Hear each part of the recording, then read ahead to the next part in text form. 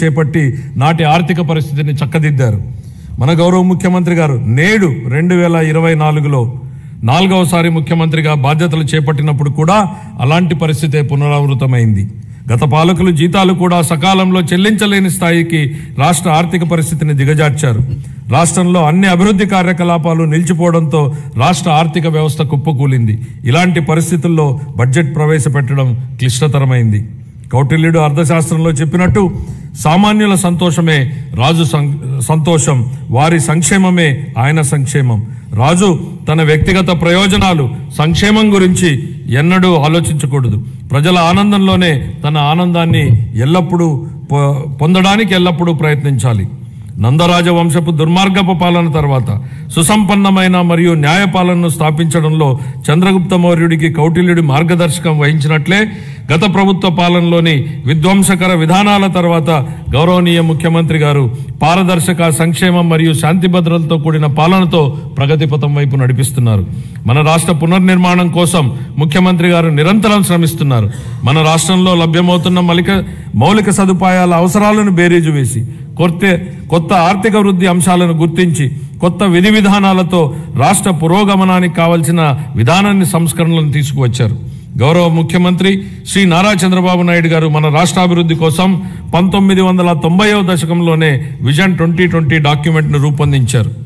అప్పటి ప్రతిపక్షాలు ఆ ఆలోచనని విమర్శించాయి. కానీ నేటి హైదరాబాద్ను చూసినట్లయితే వారి విజన్ సాకారమైంది. ఇదే ఆయన దార్శనికతకు, సామర్థ్యానికి నిదర్శనం.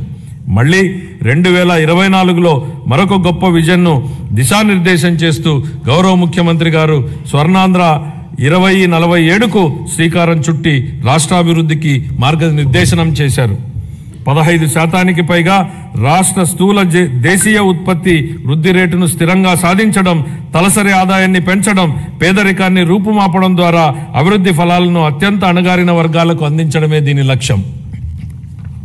మా ప్రభుత్వం స్వర్ణాంధ్ర 2047 దిశగా పనులను మొదలుపెట్టింది.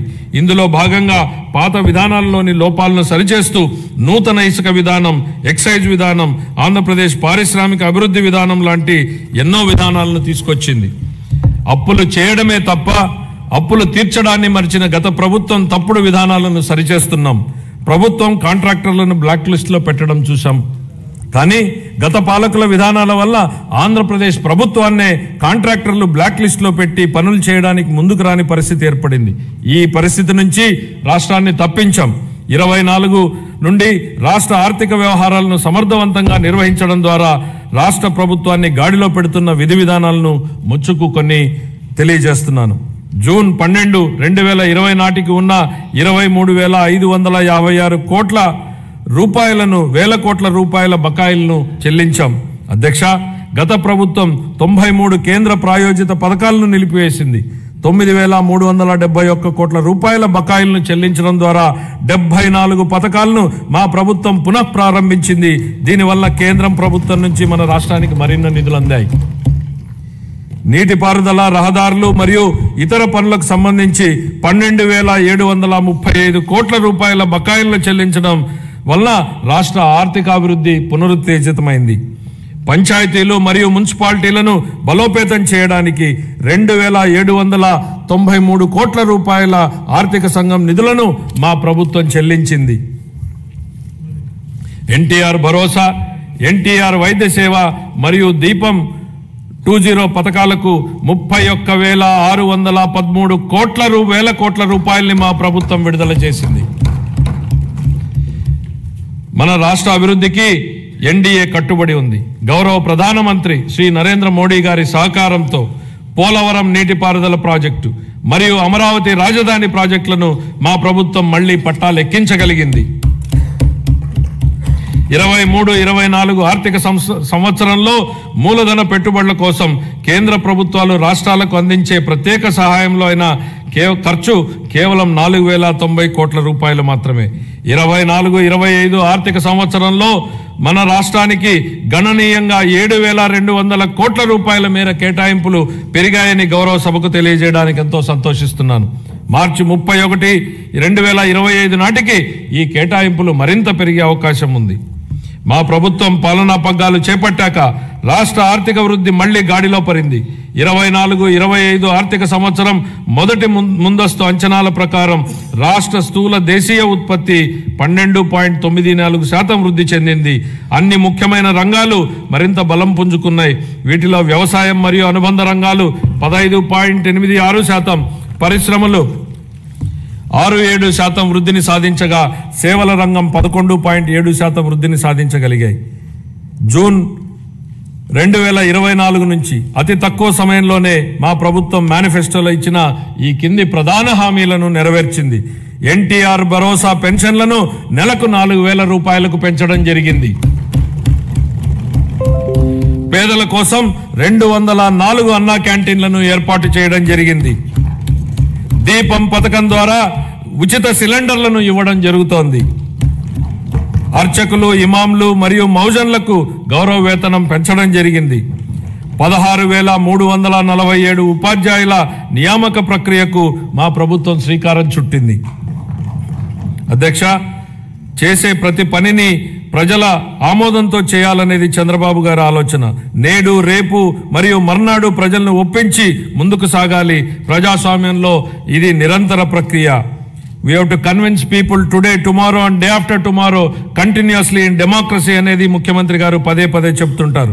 బడ్జెట్ అనేది కేవలం కేటాయింపులు మాత్రమే కాదు, ప్రజల ఆశలు, ఆకాంక్షలు, అభివృద్ధి, సంక్షేమం ఉన్న వనరులతో వీటిని సమతూకం చేయడమే బడ్జెట్ ప్రక్రియ. దీన్ని గత ప్రభుత్వం పూర్తిగా గాలికి వదిలేసింది. దీంతో ఆర్థిక వ్యవస్థ క్లిష్టతరంగా మారింది. దీన్ని సరిదిద్దే దిశగా 24-25 ఆర్థిక సంవత్సరపు మన బడ్జెట్ రాష్ట్ర దిద్దుబాటుకు పునాది వేసింది. ఇప్పుడు మా ప్రభుత్వం ప్రతి రూపాయిని లెక్కించి, ప్రతి శాఖతోనూ లోతుగా చర్చించి, ప్రతి అవసరాన్ని గుర్తించి, వారి భవిష్యత్ సవాళ్లను విశ్లేషించి 25-26 బడ్జెట్ను రూపొందించాం. అధ్యక్ష, గౌరవ ముఖ్యమంత్రి శ్రీ నారా చంద్రబాబు నాయుడు గారి సూచనలకు అనుగుణంగా శాఖల వారి కేటాయింపులను గౌరవ సభ ముందు ప్రతిపాదిస్తున్నాను. వ్యవసాయం మరియు అనుబంధ రంగాలు. ప్రముఖ వ్యవసాయ శాస్త్రవేత్త డాక్టర్ ఎంఎస్ స్వామినాథన్ గారి మాటలు నాకు గుర్తుకొస్తున్నాయి. వ్యవసాయం గాడి తప్పితే మరేదీ సక్రమంగా సాగడానికి అవకాశం ఉండదు.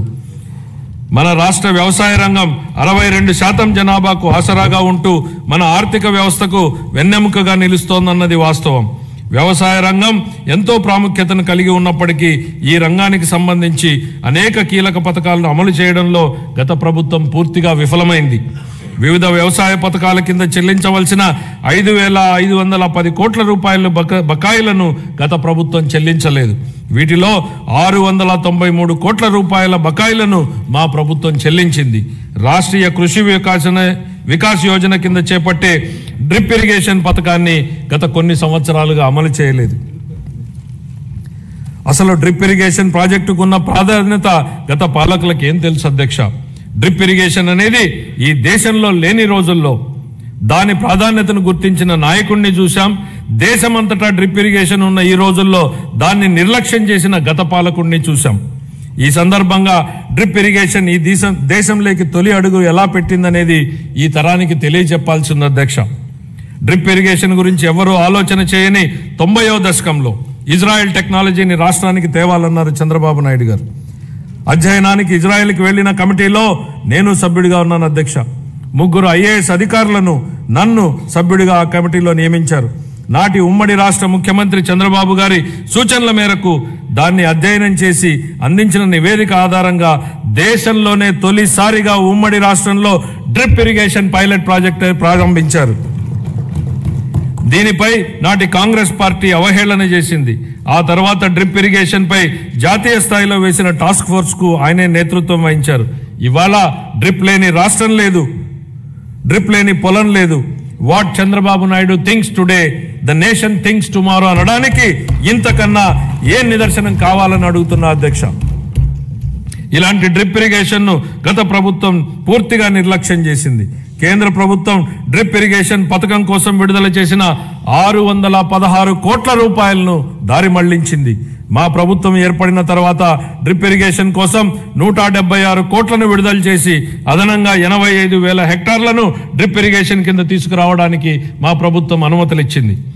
జీవితంలో ఒక్కసారైనా డాక్టర్, లాయర్, పోలీసు మరియు బోధకుడు అవసరమని చెప్తా ఉంటారు. కానీ రైతు ప్రతిరోజు అవసరం, 3 పూటల అవసరం. కాబట్టి అలాంటి అన్నదాతకు ప్రగాఢ కృతజ్ఞతా భావంతో మేం మరో సూపర్ 6 హామీని నెరవేర్చడానికి సిద్ధమవుతున్నామని తెలియజేయడానికి ఎంతో సంతోషంగా ఉంది. ఎన్ని ఆర్థిక ఇబ్బందులున్నా అన్నదాత సుఖీభావ పథకం కింద ప్రతి రైతుకు ఏటా 20,000 రూపాయల అందించేలా కేటాయింపులు చెప్పామనడానికి గర్విస్తున్నాం అధ్యక్ష. మా ప్రభుత్వం వ్యవసాయ రంగానికి ఊతమిచ్చేందుకు రాష్ట్ర వ్యాప్తంగా 21.87 లక్షల వ్యవసాయ పంపు సెట్లకు 9 గంటల ఉచిత విద్యుత్తుని సరఫరా చేస్తోంది. చేపల వేట నిషేధ కాలంలో మత్స్యకారులకు అందించే ఆర్థిక సహాయాన్ని 10,000 రూపాయల నుండి 20,000 రూపాయలకు రెట్టింపు చేస్తామనే మేనిఫెస్టోలోని మరొక హామీని నెరవేర్చడానికి తగిన కేటాయింపులు చేశామని సంతోషంగా ప్రకటిస్తున్నాం. 25-26 ఆర్థిక సంవత్సరానికి వ్యవసాయం మరియు అనుబంధ రంగాలకు 13,487 కోట్ల రూపాయల కేటాయింపును ప్రతిపాదిస్తున్నాను. పౌర సరఫరాల శాఖ కాలే కడుపుకు పట్టెడన్నం పెట్టడమే మా సిద్ధాంతం అని చెప్పిన శ్రీ నందమూరి తారక రామారావు గారు దాన్ని నిజం చేసే దిశగా 94లో సంవత్సరంలో 2 రూపాయలకే కిలో బియ్యం పథకం ప్రవేశపెట్టారు. దేశం మొత్తం ఈ నమూనానే అనుకరించింది. మన రాష్ట్రంలో ప్రారంభమైన ఈ పథకం 3 దశాబ్దాల తర్వాత జాతీయ ఆహార భద్రతా చట్టం 2013 రూపకల్పనకు ఆధారమైంది. ప్రజా పంపిణీ వ్యవస్థ ద్వారా పేదలకు నాణ్యమైన బియ్యాన్ని మా ప్రభుత్వం సరఫరా చేస్తోంది. వచ్చే విద్యా సంవత్సరం నుండి మధ్యాహ్న భోజనం కింద ప్రభుత్వ పాఠశాలలకు మరియు సాంఘిక సంక్షేమ వసతి గృహాలకు ప్రత్యేకంగా ప్యాక్ చేయబడిన నాణ్యమైన బియ్యం సరఫరా చేయబడుతుందని గౌరవ సభకు తెలియజేస్తున్నాను. గత ప్రభుత్వం నిర్లక్ష్యం చేసిన ధాన్య సేకరణ ప్రక్రియను మా ప్రభుత్వం మెరుగుపరిచింది. వ్యవసాయ రాబడిలో వరి కొనుగోళ్లకు ఇచ్చే మద్దతు ధర ముఖ్యమైనది అని మనందరికీ తెలుసు. 2024 ఖరీఫ్ కాలానికి గాను 5.50 లక్షల మంది రైతులకు 32.7 లక్షల మెట్రిక్ టన్నుల ధాన్యం కొనుగోళ్లకు గాను మా ప్రభుత్వం 7,564 కోట్ల రూపాయలను 48 గంటల్లోనే చెల్లించడం జరిగిందని గౌరవ సభకు తెలియజేస్తున్నాను. వాస్తవానికి 90% మంది రైతులకు 24 గంటల్లోనే చెల్లింపులు జరిగాయి. గత ప్రభుత్వ హయాంలో పెండింగ్ లో ఉంచిన ధాన్యం కొనుగోలు చెల్లింపులకు సంబంధించి 1,674 కోట్ల రూపాయలను మా ప్రభుత్వం చెల్లించింది. తన సోదరీమణుల వంటింటి కష్టాల నుండి గట్టెక్కించడానికి మన గౌరవ ముఖ్యమంత్రి గారు 1999 సంవత్సరంలో దీపం పథకాన్ని తెచ్చారు. ఆ పథకం సాంప్రదాయ కట్టెల పొయ్యి వాడకం నుండి ఎల్పిజి సిలిండర్ల వాడకం వైపుకు పేద మహిళలు మారడానికి దోహదం చేసింది. మహిళలు మహారాణులు అనే విశ్వాసంతో మా ప్రభుత్వం ఆ వారసత్వాన్ని నేడు కొనసాగిస్తూ దీపం 2.0 పథకాన్ని ప్రారంభించింది. ఈ పథకం కింద 90.1 లక్షల మందికి అర్హులైన లబ్ధిదారులకు సంవత్సరానికి 3 ఎల్పిజి సిలిండర్లను మా ప్రభుత్వం ఉచితంగా అందిస్తోంది. ఈ 25-26 ఆర్థిక సంవత్సరానికి గాను దీపం 2.0 పథకం కోసం 2,601 కోట్ల రూపాయల కేటాయింపును ప్రతిపాదిస్తున్నాను. ఈ ఆర్థిక సంవత్సరానికి గాను పౌర సరఫరాల శాఖకు 3,806 కోట్ల రూపాయల కేటాయింపును ప్రతిపాదిస్తున్నాను. సంక్షేమ రంగం ప్రజలకు సామాజిక సంక్షేమాన్ని అందించడమే అధికారం యొక్క ఏకైక విధి బెంజమిన్ డిస్రేలి అన్నారు. స్వర్ణాంధ్ర విజన్ 2047 లక్ష్యాలకు అనుగుణంగా మేనిఫెస్టోలో ఇచ్చిన మా హామీలను అమలు చేస్తూ బడుగు బలహీన వర్గాల సంక్షేమానికి మా ప్రభుత్వం పెద్దపీట వేస్తోంది. వృద్ధులను ఓటు బ్యాంకుగా పరిగణించకుండా వారి జీవితాలకు ఆసరా కల్పించడాన్ని మా ప్రభుత్వం ఒక సామాజిక బాధ్యతగా భావించి మన గౌరవ ముఖ్యమంత్రి గారు సామాజిక భద్రతను ఆర్థిక కోణంలో కాకుండా మానవతా దృక్పథంతో చూస్తూ లక్షల కుటుంబాలకు పెద్ద కొడుకుగా మారి 35 రూపాయలతో ప్రారంభమైన పింఛన్ను ఎన్టీఆర్ భరోసా పింఛన్ల పేరుతో ఇప్పుడు 4,000 రూపాయలకు పెంచడం జరిగింది. దేశంలోనే అత్యధిక సామాజిక భద్రతా పెన్షన్లు ఇస్తున్న రాష్ట్రం మన రాష్ట్రమే. మేనిఫెస్టోలో ఇచ్చిన హామీ మేరకు ఎన్టీఆర్ భరోసా పథకంలో భాగంగా మా ప్రభుత్వం పెన్షన్లను వివిధ విభాగాలలో 4,000 రూపాయల నుండి 15,000 రూపాయల వరకు లబ్ధిదారులకు అందిస్తూ నిజమైన సంక్షేమానికి ఆదర్శంగా నిలుస్తోంది. షెడ్యూల్ కులాలు మరియు తెగల విద్యార్థులకు విద్యా సామాజిక భద్రత మరియు ఆర్థిక సాధికారతలపై మా ప్రభుత్వం దృష్టి సారించి వారి కోసం ప్రీ మెట్రిక్ పోస్ట్ మెట్రిక్ ఉపకార వేతనాలను అందిస్తోంది. మా ప్రభుత్వం మొత్తం 27.39 లక్షల మంది షెడ్యూల్ తెగల సామాజిక ఆర్థిక అభివృద్ధికి కట్టుబడి ఉంది. దీనిలో 4.93 లక్షల మంది బలహీన గిరిజనులకు మా ప్రభుత్వం ఐటీడీఏ ప్రాంతంలోని గిరిజనుల విద్య, వైద్యం, మౌలిక సదుపాయాలు, జీవనోపాధి, నైపుణ్యాభివృద్ధి, స్వయం ఉపాధి వంటి వివిధ రంగాలలో సంక్షేమం మరియు అభివృద్ధి కార్యక్రమాలను అమలు చేయడం ద్వారా వారి ఉన్నతికి దోహదపడుతోంది. ఇమాంలు, మౌజన్లు గౌరవ వేతనంగా ఇవ్వవలసిన 90 కోట్ల రూపాయలను 1 సంవత్సరం పాటు గత ప్రభుత్వం చెల్లించలేదు. మా ప్రభుత్వం వచ్చిన తర్వాత వారికి గౌరవ వేతనాన్ని 15,000 రూపాయల చొప్పున చెల్లించాం. నిర్వీర్యమైన వక్ఫ్ బోర్డుని పునరుద్ధరించాం. మద్యం లైసెన్సుల్లో 10% కల్లు గీత కార్మికులకు కేటాయించడం జరిగింది. ధూపదీప నైవేద్యాలకు 10,000 మరియు అర్చకులకు కనీస గౌరవ వేతనాన్ని 15,000కు పెంచాం. ఇంతేకాకుండా పేదలపై భారాన్ని తగ్గించడానికి దారిద్ర్య రేఖకు దిగువనున్న ఎస్సీ, ఎస్టీ కుటుంబాలకు నెలకు 200 యూనిట్ల ఉచిత విద్యుత్తును మా ప్రభుత్వం అందిస్తోంది. అలాగే దారిద్ర్య రేఖకు దిగువన ఉన్న వెనుకబడిన తరగతులకు చెందిన చేనేత అన్నలకు, నాయి బ్రాహ్మణుల సెలూన్లకు ఉచితంగా విద్యుత్తును అందిస్తున్నాం. చేతి వృత్తులు, హస్త కళాకారులు, ఇతర సాంప్రదాయ వృత్తుల వారికి గతంలో అండగా నిలిచిన ఆదరణ పథకాన్ని పునఃప్రారంభిస్తున్నాం. ఈ పథకం అందించే పనిముట్లు మరియు ఉపకరణాల వినియోగంతో ఉత్పాదకత పెరిగి స్థిరమైన ఆదాయం పొందడానికి దోహదపడుతుంది. 25-26 ఆర్థిక సంవత్సరానికి షెడ్యూల్ కులాల సంక్షేమం కోసం 20,281 కోట్ల రూపాయలను, షెడ్యూల్ తెగల సంక్షేమం కోసం 8,159 కోట్ల రూపాయలు, వెనుకబడిన వర్గాల సంక్షేమం కోసం 47,456 కోట్ల రూపాయలను, అల్పసంఖ్యాక వర్గాల సంక్షేమం కోసం 5,434 కోట్ల రూపాయల కేటాయింపును ప్రతిపాదిస్తున్నాను. మహిళాభివృద్ధి మరియు శిశు సంక్షేమం.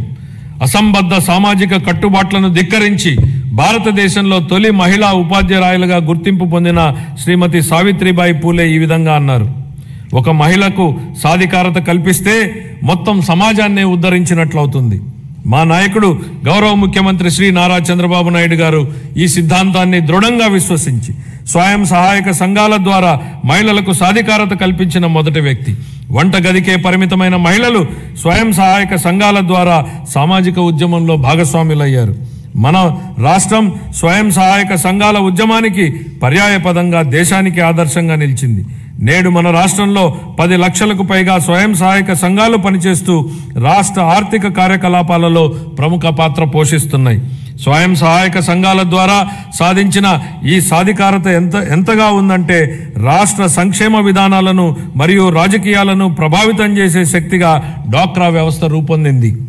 స్త్రీ నిధికి కేటాయించిన నిధుల్లో 750 కోట్ల రూపాయలను గత ప్రభుత్వం పక్కదారి పట్టించింది. మహిళా స్వయం సహాయక సంఘాల సభ్యుల ఆర్థిక సాధికారతకు ఎంతో విఘాతం కలిగించింది. మహిళల ఆర్థిక అభ్యున్నతిలో స్వయం సహాయక సంఘాల కీలక పాత్ర పోషించేలా మా ప్రభుత్వం దిద్దుబాటు చర్యలు చేపడుతోంది. సమగ్ర శిశు అభివృద్ధి పథకం, మిషన్ శక్తి వంటి పథకాల ద్వారా మహిళలు, పిల్లలు మరియు కౌమార దశలో ఉన్న వారికి తగిన పోషకాహారం అందించేందుకు మా ప్రభుత్వం అనేక చర్యలు తీసుకుంటోంది. మేనిఫెస్టోలో హామీ మేరకు అంగన్వాడీ కార్యకర్తలకు గ్రాట్యుటీ మంజూరు చేసిన ఘనత మా ప్రభుత్వానిదే. వృద్ధుల సంరక్షణ కోసం కొత్తగా 12 వృద్ధాశ్రమాలు మంజూరు చేయడం జరిగింది. 25-26 ఆర్థిక సంవత్సరానికి గాను మహిళలు, పిల్లలు, దివ్యాంగులు మరియు వృద్ధుల సంక్షేమ శాఖకు 4,332 కోట్ల రూపాయల కేటాయింపును ప్రతిపాదిస్తున్నాను. నైపుణ్యాభివృద్ధి గురించి మన గౌరవనీయ ముఖ్యమంత్రి గారి మాటల్లో జ్ఞాన ఆధారిత ఆర్థిక వ్యవస్థలో నిరంతరం నైపుణ్యాలను మెరుగుపరుచుకోవడం చాలా కీలకం. కాలానుగుణంగా మారుతున్న పరిశ్రమల యొక్క అవసరాలను తీర్చడానికి నైపుణ్యం కలిగిన మానవ వనరులు చాలా ముఖ్యం. మా ప్రభుత్వం శ్రామిక జనాభా నైపుణ్యాలను అంచనా వేసి అభివృద్ధి చెందుతున్న పరిశ్రమల అవసరాలకు అనుగుణంగా వారిని తయారు చేసే దిశగా నైపుణ్య గణన జరుపుతోంది. స్థానిక పరిశ్రమల డిమాండ్ను తీర్చడానికి నిరుద్యోగ యువతకు మరియు కళాశాల డ్రాపౌట్లకు శిక్షణ ఇచ్చేందుకు 83 పారిశ్రామిక శిక్షణ సంస్థలలో నైపుణ్య కేంద్రాలను ఏర్పాటు చేయడం జరిగింది. ప్రధానమంత్రి జన్ వికాస్ కార్యక్రమం కింద అల్పసంఖ్యాక వర్గాల వారి కోసం ప్రత్యేకంగా 4 కొత్త పారిశ్రామిక శిక్షణ సంస్థలను ఏర్పాటు చేయడానికి ఇప్పటికే ప్రతిపాదనలు చేయడం జరిగింది. 25-26 ఆర్థిక సంవత్సరానికి నైపుణ్యాభివృద్ధి మరియు శిక్షణా శాఖకు 1,228 కోట్ల రూపాయల కేటాయింపును ప్రతిపాదిస్తున్నాను. పాఠశాల విద్య. గత ప్రభుత్వ దుర్మార్గపు పాలన కాలంలో రాష్ట్ర విద్యా వ్యవస్థపై దృష్టి సారించకపోవడం, నిర్లక్ష్యం మరియు తప్పుడు విధానాల వల్ల మన రాష్ట్రంలోని 2.43 లక్షల మంది విద్యార్థులు బడి మానివేయడంతో వారి భవిష్యత్ ప్రమాదంలోకి నెట్టివేయబడింది. ఇలాంటి పరిస్థితుల్లో విద్యా వ్యవస్థను చక్కదిద్దే అత్యంత కఠినమైన బాధ్యతను మంత్రి నారా లోకేష్ గారు తన భుజస్కంధాల మీద వేసుకున్నారు. నేటి బాలలే రేపటి పౌరులనే భావనతో విద్యా వ్యవస్థను ప్రక్షాళన చేయడం మొదలుపెట్టారు. రిజల్ట్ ఓరియంటెడ్ ఎడ్యుకేషన్ పై దృష్టి సారించి ఆర్టిఫిషియల్ ఇంటెలిజెన్స్ వంటి టెక్నాలజీ విషయాలను ప్రధాన పాఠ్యాంశాలుగా తీసుకురావడానికి ఆయన చేసిన ప్రయత్నాలతో మన పిల్లలు ప్రపంచ స్థాయిలో పోటీపడి రాణించడానికి సిద్ధమవుతున్నారు. సమాజానికి విద్య ఎంత అవసరమో చైనీయుల సామెత ద్వారా వ్యక్తీకరించబడింది. మీరు సంవత్సరానికి ప్రణాళిక వేస్తే వరి నాటండి, దశాబ్దానికి ప్రణాళిక వేస్తే చెట్లు నాటండి, జీవితకాలానికి ప్రణాళిక వేస్తే ప్రజలకు విద్య నేర్పండి. పిల్లలకు విద్య అందించడం తల్లిదండ్రులకు భారం కాకూడదని మా ప్రభుత్వం బలంగా విశ్వసిస్తోంది. ఏ కారణం చేతను ఏ బిడ్డ విద్యకు దూరం కాకూడదని విశ్వసిస్తున్నాం. ప్రతి తల్లి తన పిల్లలను పాఠశాలకు పంపేలా ప్రోత్సహించే లక్ష్యంతో మరో సూపర్ 6 హామీని అమలు పరిచే దిశగా తల్లికి వందనం పథకాన్ని ప్రారంభిస్తున్నాం. 25-26 విద్యా సంవత్సరం నుంచి ఈ పథకం కింద 15,000 రూపాయల ఆర్థిక సహాయాన్ని అందించుతున్నాం. చదువుకునే ప్రతి విద్యార్థి తల్లికి ఈ పథకాన్ని అందించడానికి కేటాయింపులు జరుపుతున్నాం. ఈ పథకం ప్రభుత్వ మరియు ప్రైవేటు పాఠశాలలో 1 నుండి 12వ తరగతి వరకు చదువుతున్న పిల్లలకు వర్తిస్తుంది. అదేవిధంగా సర్వేపల్లి రాధాకృష్ణ విద్యామిత్ర పథకం ద్వారా 35.69 లక్షల మంది విద్యార్థులకు ఉచితంగా పుస్తకాలు, యూనిఫామ్లు, డొక్కా సీతమ్మ మధ్యాహ్న బడి భోజనం పథకం ద్వారా విద్యార్థులకు పౌష్టికాహారాన్ని అందిస్తున్నాం. ఉపాధ్యాయులకు స్నేహపూర్వక వాతావరణంలో కూడిన విద్యా వ్యవస్థ కోసం గౌరవనీయ మానవ వనరుల అభివృద్ధి శాఖ మంత్రి నారా లోకేష్ గారి చొరవతో మా ప్రభుత్వం అన్ని ప్రభుత్వ పాఠశాలలకు ఉచిత విద్యుత్తును అందించాలని నిర్ణయించిందని గౌరవ సభకు ఎంతో సంతోషంగా ప్రకటిస్తున్నాను. ఇది స్థానిక సంస్థలపై ఆర్థిక భారాన్ని తగ్గించడమే కాక ఉపాధ్యాయులు మరియు విద్యార్థులకు ఒత్తిడి లేని వాతావరణాన్ని కల్పిస్తుంది. 25-26 ఆర్థిక సంవత్సరానికి పాఠశాల విద్యాశాఖకు 31,805 కోట్ల రూపాయలను కేటాయింపును ప్రతిపాదిస్తున్నాను. ఉన్నత విద్య. భవిష్యత్ సవాళ్లను విద్యార్థులకు సిద్ధం చేయడానికి మరియు అందరికీ సమాన అవకాశాలు కల్పించడం కోసం బలమైన సమ్మిళిత ఉన్నత విద్యా వ్యవస్థ నిర్మించడానికి ప్రభుత్వం అంకిత భావంతో ఉంది. ఈ కార్యక్రమం కింద మల్టీ డిసిప్లినరీ విద్య మరియు పరిశోధన విశ్వవిద్యాలయాల స్థాపన, పాలిటెక్నిక్ విద్యలో క్రెడిట్ ఆధారిత వ్యవస్థను ప్రవేశపెట్టడం, అధునాతన తరగతి గదులు, ప్రయోగశాలలు, డిజిటల్ లైబ్రరీలతో విద్యాలయాలను ఆధునీకరించడం వంటి కీలక నిర్ణయాల ద్వారా మన విద్యార్థులను అంతర్జాతీయ ప్రమాణాలకు అనుగుణంగా తయారు చేస్తున్నాం. ప్రపంచవ్యాప్తంగా ఉన్న ప్రముఖ 100 విశ్వవిద్యాలయాల్లో మన రాష్ట్ర విశ్వవిద్యాలయాలను నిలపడమే మేము లక్ష్యంగా పెట్టుకున్నాం. 25-26 ఆర్థిక సంవత్సరానికి గాను ఉన్నత విద్యాశాఖకు 2,506 కోట్ల రూపాయలను కేటాయింపును ప్రతిపాదిస్తున్నాను. ఆరోగ్య రంగం. గత ప్రభుత్వ పాలనలో ఆరోగ్య రంగం పూర్తిగా నిర్లక్ష్యానికి గురి అయిన విషయాన్ని మనం చూశాం అధ్యక్ష. సకాలంలో చెల్లింపులను చేయకపోవడంతో మందుల కొరత, సౌకర్యాల కొరత, సేవల కొరతకు కారణమైంది అధ్యక్ష. వైద్య రంగంలో దాదాపు 6,400 కోట్ల రూపాయల బకాయిలను వారసత్వంగా ఇచ్చారు అధ్యక్ష. దీనిలో 1,624 కోట్ల రూపాయలను చెల్లించి తిరిగి గాడిలో పెట్టేటువంటి ప్రయత్నాలు ప్రారంభించాం. నిర్లక్ష్యానికి గురైన వైద్యారోగ్య రంగాన్ని గాడిలో పెట్టడమే కాకుండా ఈ శాఖకు సంబంధించి ప్రజారోగ్యానికి సంబంధించి మేనిఫెస్టోలో ఇచ్చిన హామీలను అమలు చేస్తున్నాం. దీనిలో భాగంగా ఇప్పటికే ఉన్న ఎన్టీఆర్ వైద్య సేవ పథకానికి తోడుగా ప్రతి కుటుంబానికి నాణ్యమైన వైద్య సేవలు అందించేందుకు పేద మధ్యతరగతి ప్రజలకు ఆసుపత్రులకు వెళ్లిన వెంటనే ఎటువంటి ఇబ్బంది లేకుండా కార్పొరేట్ వైద్యం అందేలా పథకాన్ని రూపొందించాం. దీనిలో భాగంగా ప్రతి కుటుంబానికి 25 లక్షల రూపాయల ఆరోగ్య బీమా పథకాన్ని అందుబాటులోకి తీసుకొచ్చేందుకు మా ప్రభుత్వం ప్రణాళికలు చేపట్టింది. ఈ ఏడాదిలోనే ఈ పథకాన్ని అమల్లోకి తేనున్నాం. దీంతో పాటు ఆసుపత్రుల్లో మందుల సరఫరా, మెరుగైన వైద్య సేవలు, పారిశుద్ధ్యం వంటివి ఇప్పటికే చేపడుతున్నాం అధ్యక్ష. 25-26 ఆర్థిక సంవత్సరానికి వైద్య ఆరోగ్య మరియు కుటుంబ సంక్షేమ శాఖకు 19,264 కోట్ల రూపాయల కేటాయింపును ప్రతిపాదిస్తున్నాను అధ్యక్ష. పంచాయతీరాజ్ మరియు గ్రామీణాభివృద్ధి. గ్రామాలు శక్తి సంపన్నమై స్వయం సమృద్ధి మరియు సాధికారతలతో తొలతూగకపోతే దేశాభివృద్ధి అసంపూర్తిగానే ఉండిపోతుంది. దీన్ దయాళ్ ఉపాధ్యాయ అన్న మాటలు అధ్యక్ష. గ్రామీణ ప్రాంతాల అవసరాలను తీర్చాల్సిన గురుతర బాధ్యతను గత ప్రభుత్వం విస్మరించింది. రహదారులు, తాగునీటి వంటి కనీస అవసరాలను పొందడం ప్రజల హక్కు అయినప్పటికీ గత ప్రభుత్వం వీటిపై దృష్టి పెట్టలేదు. స్థానిక సంస్థల నిధులను పక్కదారి పట్టించడం వల్ల మన రాష్ట్ర గ్రామీణ ఆర్థిక వ్యవస్థలపై ఇది ప్రభావం చూపి గ్రామ పంచాయతీల హోదాను దిగజార్చింది. గౌరవనీయ ఉప ముఖ్యమంత్రి శ్రీ పవన్ కళ్యాణ్ గారి మార్గదర్శకంలో ప్రజల జీవన ప్రమాణాలు మెరుగుపరచాలనే లక్ష్యంతో మా ప్రభుత్వం గ్రామీణాభివృద్ధిలో ముందడుగు వేస్తోంది. ప్రజల చురుకైన భాగస్వామ్యంతో మా ప్రభుత్వం సమగ్ర గ్రామ పంచాయతీ అభివృద్ధి ప్రణాళికలను రూపొందించి గ్రామాలలో సిమెంట్ రోడ్లు, తార్ రోడ్లు, పశువుల పాకలు తదితర 30,000 పనులకు మంజూరు చేయడం జరిగింది. 4,300 కిలోమీటర్ల మేరకు మంజూరైన సీసీ రోడ్లలో ఇప్పటికే 3,000 కిలోమీటర్ల రోడ్లు పూర్తయ్యాయి. మరో 1,300 కిలోమీటర్ల మేర రోడ్లు తుది నిర్మాణ దశలో ఉన్నాయి. వీటి ఫలితంగా గ్రామీణ ప్రాంతాలలో పరిశుభ్రమైన వాతావరణం ఏర్పడి ఆర్థిక కార్యకలాపాలు, ఉపాధి కల్పన జరిగింది. గత ప్రభుత్వం 5 ఏళ్లుగా స్మార్ట్ LED వీధి దీపాల పథకాన్ని పూర్తిగా నిర్లక్ష్యం చేసింది. 150 కోట్ల రూపాయల మేరకు బకాయిలను చెల్లించడం ద్వారా మా ప్రభుత్వాన్ని ఈ కార్యక్రమాన్ని పునరుద్ధరించింది. కేంద్ర ప్రభుత్వం జల్ జీవన్ మిషన్ను ఆగస్టు 15, 2019లో ప్రారంభించినప్పటి నుండి 2024-25 వరకు 13,499 కోట్ల రూపాయలను కేంద్ర ప్రభుత్వం కేటాయించినప్పటికీ గత ప్రభుత్వం మన రాష్ట్రాన్ని సకాలంలో విడుదల చేయకపోవడం వలన కేవలం 2,255 కోట్ల రూపాయలు మాత్రమే వినియోగించుకోగలిగింది. ఛత్తీస్గఢ్, జార్ఖండ్, గుజరాత్, ఒడిశా వంటి రాష్ట్రాలు 23-24 సంవత్సరానికి కేంద్రం నుంచి మనకంటే తక్కువ కేటాయింపులు పొందినప్పటికీ మన రాష్ట్రం కంటే ఎక్కువ నిధులను వినియోగించుకున్నాయి. మా ప్రభుత్వం ఈ పథకాన్ని పునరుద్ధరించడానికి చొరవ తీసుకుంది.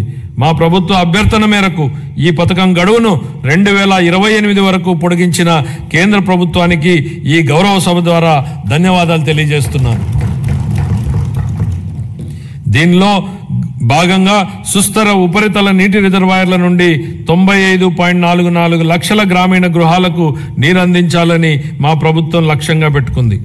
మహాత్మా గాంధీ జాతీయ గ్రామీణ ఉపాధి హామీ పథకం కింద 45.3 లక్షల కుటుంబాలకు చెందిన 72 లక్షల మందికి ఉపాధి కల్పించడం జరిగింది. మా ప్రభుత్వం రైతులకు మేలు చేకూరేలా పొలాలకు అనుసంధాన రహదారులు వేస్తోంది. అన్ని గ్రామాలలో స్వచ్ఛ భారత్ మిషన్ కింద ఘన మరియు ద్రవ వ్యర్థాల నిర్వహణ కార్యకలాపాలను చేపట్టడం వలన అవి పరిశుభ్రమైన మరియు ఆదర్శ గ్రామాలుగా మార్పు చెందనున్నాయి. గ్రామీణ ప్రాంతాల్లో మౌలిక వసతులు, రోడ్ల నిర్మాణం విషయంలో గత ప్రభుత్వాల నిర్లక్ష్యాల వలన భయంకరమైన భరింపశక్యంగాని వారసత్వం మా ప్రభుత్వానికి వచ్చింది అధ్యక్ష. పల్లెల్లో ఎక్కడ చూసినా గుంతలమైన రోడ్లే కనిపించాయి. వంతెనలు లేక కనెక్టివిటీ లేని గ్రామాలకు అనుసంధానం ఏర్పడుతున్న ఈ రోజుల్లో రోడ్లు సరిగా లేక గ్రామాలకు అనుసంధానం లేని పరిస్థితి గత ప్రభుత్వంలో ఏర్పడింది. ప్రధానమంత్రి గ్రామీణ సడక్ యోజన, ఆంధ్రప్రదేశ్ గ్రామీణ రహదారుల అనుసంధాన మరియు ప్రాజెక్టు మరియు జాతీయ వ్యవసాయ మరియు గ్రామీణాభివృద్ధి బ్యాంకు నిధుల కింద ఈ రోడ్లను అభివృద్ధి చేసే ప్రయత్నాలను ప్రారంభించాం. అన్ని వాతావరణ పరిస్థితులను తట్టుకోగలిగే రహదారులను నిర్మించి అనుసంధానతను కల్పించే దిశగా PM జన్మన్ పథకం మన రాష్ట్రంలో అమలు చేయబడుతోంది. 2025-26 ఆర్థిక సంవత్సరానికి గాను పంచాయతీరాజ్ మరియు గ్రామీణాభివృద్ధి శాఖకు 18,847 కోట్ల రూపాయల కేటాయింపును ప్రతిపాదిస్తున్నారు. పట్టణాభివృద్ధి. వేగంగా పెరుగుతున్న జనాభా దృష్ట్యా సమర్థవంతమైన పట్టణ ప్రణాళికను రూపొందించడం చాలా ముఖ్యం. పెరుగుతున్న పట్టణీకరణ అవసరాలను తీర్చడానికి అనుగుణంగా అభివృద్ధి చెందుతున్న నగరాలు మౌలిక సదుపాయాలను కలిగి ఉండాలి. రాష్ట్రాన్ని సర్వనాశనం చేసేలా ప్రణాళికాబద్ధంగా వికేంద్రీకరణ మంత్రాన్ని జపించిన గత ప్రభుత్వం బిల్లుల చెల్లింపుల విషయానికి వచ్చేటప్పటికి మాత్రం కేంద్రీకృత విధానాన్ని అమలు చేసింది. ఉదాహరణకు మున్సిపాలిటీలలో చేసే చెల్లింపులను గత ప్రభుత్వం కేంద్రీకృతం చేసింది అధ్యక్ష.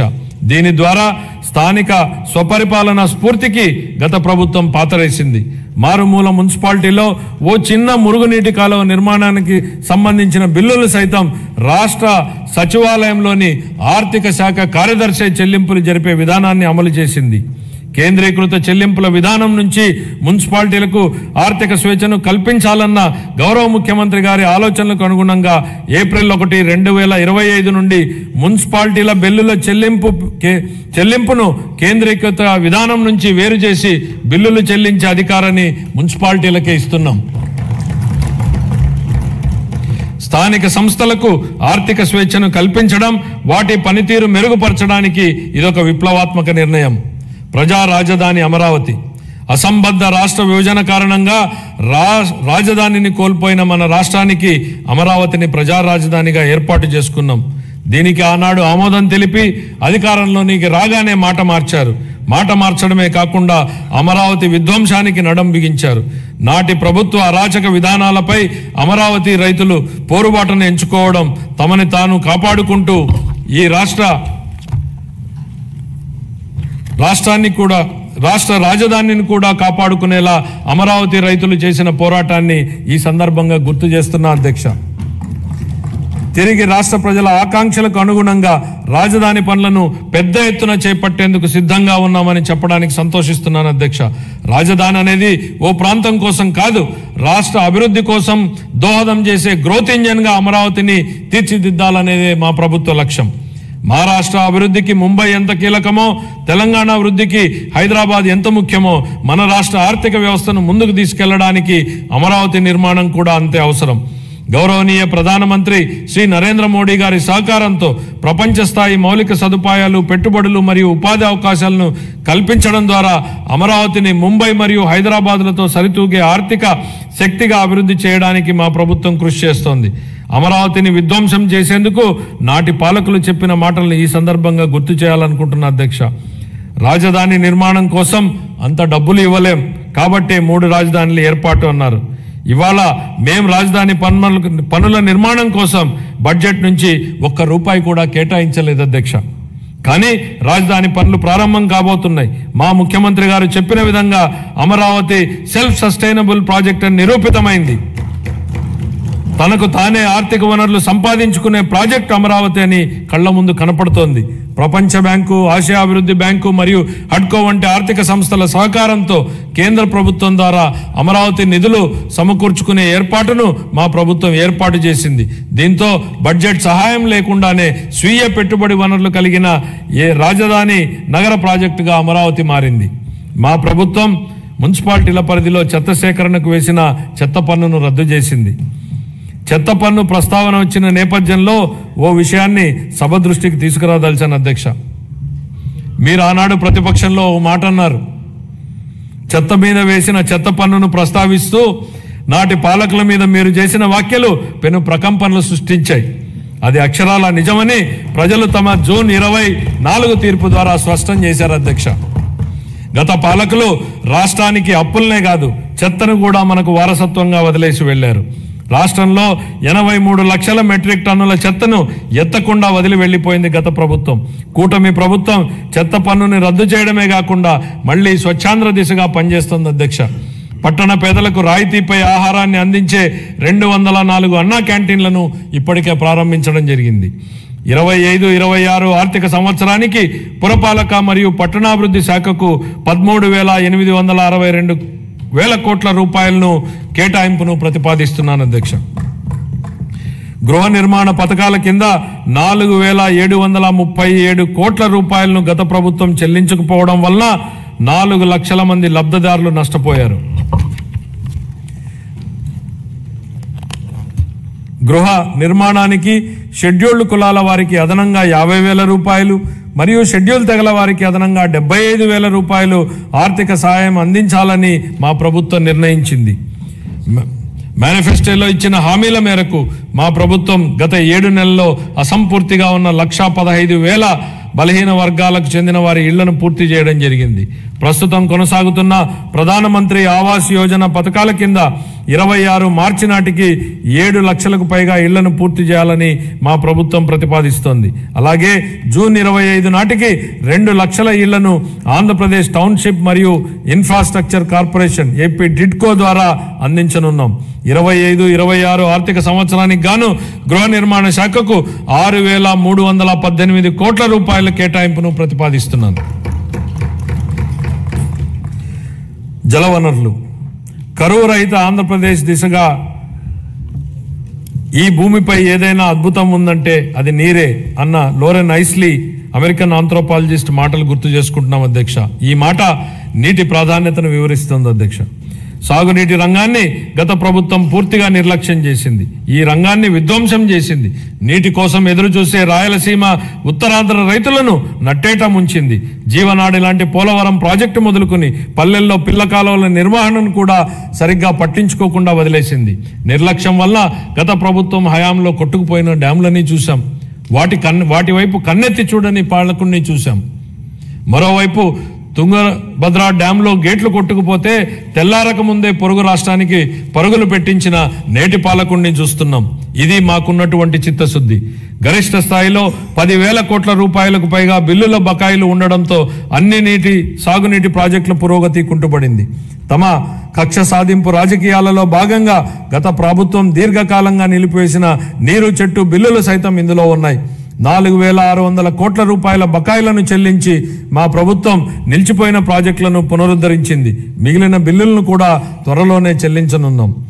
పోలవరం ప్రాజెక్టు ప్రస్తుత మరియు భావితరాల ప్రజలకు జీవితాలను మెరుగుపరుస్తుందని, అలాగే రాయలసీమ ప్రాంతం మరియు ఉత్తర కోస్తా జిల్లాల భవిష్యత్తును మారుస్తుందని మా ప్రభుత్వం బలంగా విశ్వసిస్తోంది.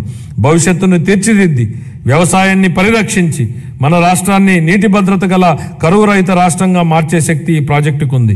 మా ప్రభుత్వం ఈ ప్రాజెక్టు మొదటి దశకు గాను కేంద్ర ప్రభుత్వం నుండి 12,157 కోట్ల రూపాయలను పొందగలిగింది. ఇప్పటికి 73% పురోగతిని సాధించిన ఈ ప్రాజెక్టు 2027 నాటికి పూర్తి కానుంది.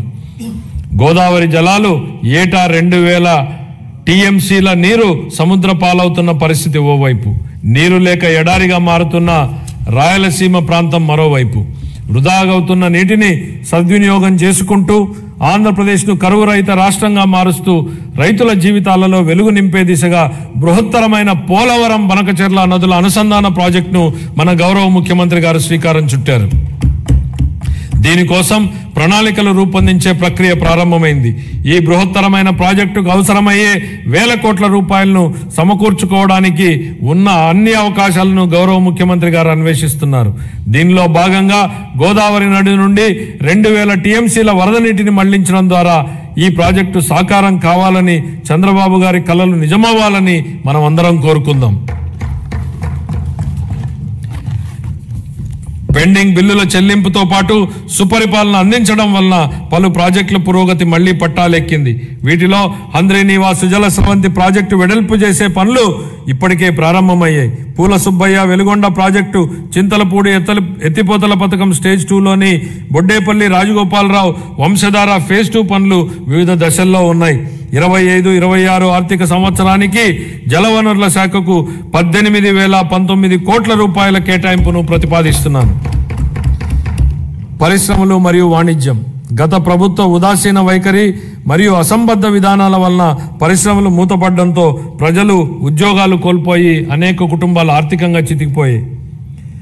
రాష్ట్రం నుంచి అనేక పరిశ్రమలు తరిమివేయబడడంతో వ్యాపార వర్గాల్లో భయాందోళనలు నెలకొన్నాయి. స్కూళ్లలో డ్రాప్అవుట్స్ గురించి మనం వింటూ ఉంటాం అధ్యక్ష. కానీ గత ప్రభుత్వంలో స్కూళ్లలో విద్యార్థులు డ్రాప్అవుట్ సహజంగానే పెరిగాయి. ఇవే కాకుండా పరిశ్రమలు డ్రాప్అవుట్ అయ్యాయి. రాష్ట్రం నుంచి ఉద్యోగాలు డ్రాప్అవుట్ అయ్యాయి. పేదలకు ఉపాధి డ్రాపౌట్ అయింది. ఇన్ని రంగాలలో డ్రాపౌట్లు కావడానికి మూలకారమైన గత ప్రభుత్వ పాలకులు ఇప్పుడు ఓటమి భయంతో సభకు రాకుండా అసెంబ్లీ నుంచి కూడా డ్రాపౌట్ అయ్యారు. వాళ్ళు ప్రజా జీవితం నుంచి శాశ్వతంగా డ్రాప్ అయ్యే రోజులు అతి త్వరలోనే ఉన్నాయి అధ్యక్ష. అనేక పరిశ్రమలు, ఎంఎస్ఎంఈలు, ఎస్సీ మరియు ఎస్టీ వర్గాలకు చెందిన వ్యాపారవేత్తలకు ప్రోత్సాహాల కోసం ఇవ్వాల్సిన 11,000 కోట్ల రూపాయల పైగా బకాయిలను గత ప్రభుత్వం నిలిపేసింది. వీటిలో 377.73 కోట్ల రూపాయల బకాయిలను మా ప్రభుత్వం ఇప్పటికే చెల్లించింది. ఒకప్పుడు వ్యాపారాన్ని ఈజ్ ఆఫ్ డూయింగ్ బిజినెస్ గురించి మాట్లాడుకున్నాం. ఇప్పుడు మన గౌరవ ముఖ్యమంత్రి గారు స్పీడ్ ఆఫ్ డూయింగ్ బిజినెస్ పై దృష్టి సారించారు. ప్రతి ఇంటికి ఒక ఐటీ ఉద్యోగి ఉండాలని అప్పట్లో మేము కృషి చేశాం. నేడు ఇంకొక అడుగు ముందుకేసి ప్రతి కుటుంబానికి వ్యాపారవేత్త ఉండాలనే లక్ష్యంతో ముందుకెళ్తున్నాం. ఓర్వకల్లు, కొప్పర్తి అనే 2 పారిశ్రామిక వాడలకు ఆర్థిక సహాయం అందించి అభివృద్ధి చేసేందుకు కేంద్ర ప్రభుత్వం ఆమోదం తెలిపింది. పారిశ్రామిక కారిడార్ అభివృద్ధి పథకం కింద మూలపేట, దొనకొండ, చిలమత్తూరు మరియు కుప్పం అనే 4 కొత్త పారిశ్రామిక వాడలను ఎంపిక చేయడం జరిగింది. పారిశ్రామిక వృద్ధిని వేగవంతం చేయడానికి మరియు దృఢమైన పెట్టుబడి వ్యవస్థను నెలకొల్పడానికి మా ప్రభుత్వం ముందు చూపుతో కూడిన అనేక విధానపరమైన కార్యక్రమాలను ఆవిష్కరించింది. 4 లక్షల మందికి ఉద్యోగ అవకాశాలు కల్పించే దిశగా ప్రధాన పెట్టుబడిదారులైన NTPC, green energy limited, Arcelor Mittal steel company, NHPC, BPCL, Reliance industries, LG electronics, TCS, Tata power, Greenko group, Hero future energies, Ecoren ఎనర్జీల నుండి మా ప్రభుత్వం 6.3 లక్షల కోట్ల రూపాయల పెట్టుబడి హామీలను సాధించగలిగింది. ఈ సందర్భంగా పెట్టుబడుల సాధనలో శ్రీ నారా లోకేష్ గారి గురించి ప్రత్యేకంగా చెప్పాలి అధ్యక్ష. ఆర్సిలర్ మిట్టల్ స్టీల్ కంపెనీ రాష్ట్రానికి వచ్చేలా చేయడంలో ఆయనదే కీలక పాత్ర. అలాగే ప్రతిష్టాత్మక సంస్థలకు చెందిన డేటా సెంటర్లను రాష్ట్రానికి వచ్చేలా చేసే విషయమై లోకేష్ గారు దృష్టి పెట్టారు. 25-26 ఆర్థిక సంవత్సరానికి గాను పరిశ్రమలు మరియు వాణిజ్య శాఖకు 3,156 కోట్ల రూపాయలను కేటాయింపును ప్రతిపాదిస్తున్నాను. ఇంధన రంగం ప్రమాణ స్వీకారం చేసిన రోజునే గత ప్రభుత్వం విద్యుత్ కొనుగోలు ఒప్పందాలను రద్దు చేస్తున్నట్లు ప్రకటించడంతో విద్యుత్ రంగం సర్వనాశనమైంది. అసమర్థ పాలన, అప్పులు పెరిగి మరియు టారిఫ్ భారం కారణంగా ఈ రంగం 1.29 లక్షల కోట్ల రూపాయలకు పైగా నష్టాలను చవిచూసింది. విద్యుత్ కొనుగోలు ఒప్పందాలను గత ప్రభుత్వం నిర్లక్ష్యంగా రద్దు చేయడంతో మన రాష్ట్రం అధిక ధరకు విద్యుత్తును కొనుగోలు చేయాల్సి వచ్చింది. దీనివల్ల ట్రూ అప్ ఛార్జీల పేరుతో ప్రజలపై పెనుభారం మోపబడింది. గౌరవ ముఖ్యమంత్రి గారి దార్శనిక నాయకత్వంలో మన రాష్ట్ర ఇంధన రంగం నేడు పునరుజ్జీవం పొందుతోంది. గ్రీన్ హైడ్రోజన్ ఉత్పత్తిలో 2030 నాటికి భారతదేశం యొక్క మొత్తం ఉత్పత్తిలో 1/3 సాధించాలనే ధ్యేయంతో రాష్ట్రాన్ని గ్రీన్ హైడ్రోజన్ హబ్గా మార్చడమే మా ప్రభుత్వ లక్ష్యం.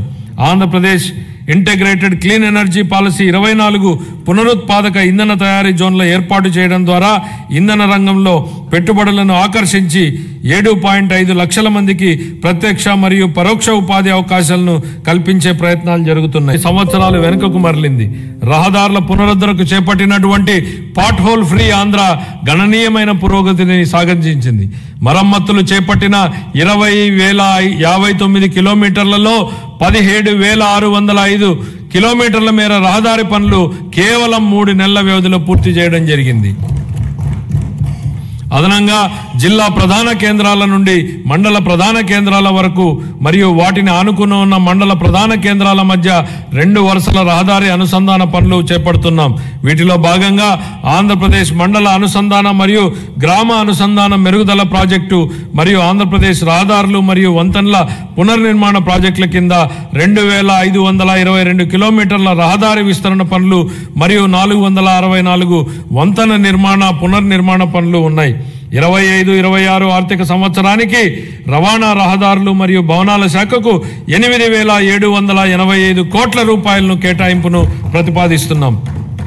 పర్యాటక మరియు క్రీడలు మరియు సంస్కృతి ఆంధ్రప్రదేశ్ పర్యాటక విధానం 24-29 ద్వారా మా ప్రభుత్వం పర్యాటక రంగానికి పరిశ్రమ హోదాను కల్పించడం జరిగింది. అత్యంత పర్యావరణ ప్రమాణాలతో కూడిన ప్రతిష్టాత్మక బ్లూ ఫ్లాగ్ సర్టిఫికేషన్ను ఋషికొండ బీచ్ నిలుపుకుంది. దీనికి తోడు అఖండ గోదావరి, గండికోట వంటి ఐకానిక్ పర్యటన ప్రాజెక్టులు పర్యాటకానికి అగ్రశ్రేణి గమ్యస్థానంగా రాష్ట్రం యొక్క ఖ్యాతిని ఇనుమడింపజేస్తున్నాయి. ఆంధ్రప్రదేశ్ క్రీడా విధానం 24-29 ద్వారా మెరుగైన క్రీడా సంస్కృతిని పెంపొందించడానికి మరియు క్రీడా నైపుణ్యాలను ప్రోత్సహించడానికి మా ప్రభుత్వం కట్టుబడి ఉంది. క్షేత్రస్థాయి క్రీడాకారులను ప్రోత్సహించి వారి క్రీడా శిక్షణను మెరుగుపరచడం ద్వారా మన రాష్ట్రాన్ని క్రీడా ప్రతిభకు ప్రముఖ కేంద్రంగా నిలబెట్టడమే ఈ క్రీడా విధానం యొక్క ముఖ్య ఉద్దేశం. 25-26 ఆర్థిక సంవత్సరానికి యోజన, పర్యాటక మరియు సాంస్కృతిక శాఖకు 469 కోట్ల రూపాయల కేటాయింపును ప్రతిపాదిస్తున్నాను. గృహ మంత్రిత్వ శాఖ గత ప్రభుత్వం అనుసరించే విధానాల వలన పోలీసు బలగాల స్థైర్యంపై దెబ్బతీశాయి, వారి సామర్థ్యాన్ని కుంగదీశాయి. దీని ఫలితంగా రాష్ట్రంలో అరాచకం రాజ్యం చేసింది. మాదక ద్రవ్యాలు అడ్డు అదుపు లేకుండా తాండవించాయి. పోలీసు బలగాల ఆత్మస్థైర్యాన్ని పెంపొందించడం కోసం 920 కోట్ల రూపాయల మేర పేరుకుపోయిన బకాయిల నుండి 250 కోట్ల రూపాయల బకాయిలను ఇటీవలే చెల్లించాం. గత ప్రభుత్వం 2 ఏళ్లుగా నిలిపేసిన గ్రూప్ పర్సనల్ యాక్సిడెంట్ ఇన్సూరెన్స్ పాలసీని మా ప్రభుత్వం పునరుద్ధరించడం జరిగింది. పోలీస్ దళం ఆధునీకరణ పథకం కింద 61.20 కోట్లని విడుదల చేశాం. శాంతి భద్రతలను బలోపేతం చేయడానికి మరియు ఉపాధి కల్పించడానికి 6,100 మంది పోలీసు కానిస్టేబుళ్ల నియామ ప్రక్రియ జరుగుతోంది. గంజాయి, ఇతర మాదక ద్రవ్యాల సాగు మరియు వీటి అక్రమ రవాణాను నిరోధించడానికి elite anti narcotic group of law enforcement ఈగల్ను మా ప్రభుత్వం ఏర్పాటు చేయడం జరిగింది. సైబర్ నేరాల ముప్పు పెరుగుతుండడంతో ప్రతి జిల్లాలో ఒక సైబర్ పోలీస్ స్టేషన్ ఏర్పాటు చేయడానికి ప్రణాళికలు రూపొందించడం జరుగుతోంది. పోలీసు శాఖను మరింత చురుగ్గా తీర్చిదిద్దేందుకు వాహనాల కొనుగోలుకు మా ప్రభుత్వం కృషి చేస్తోంది.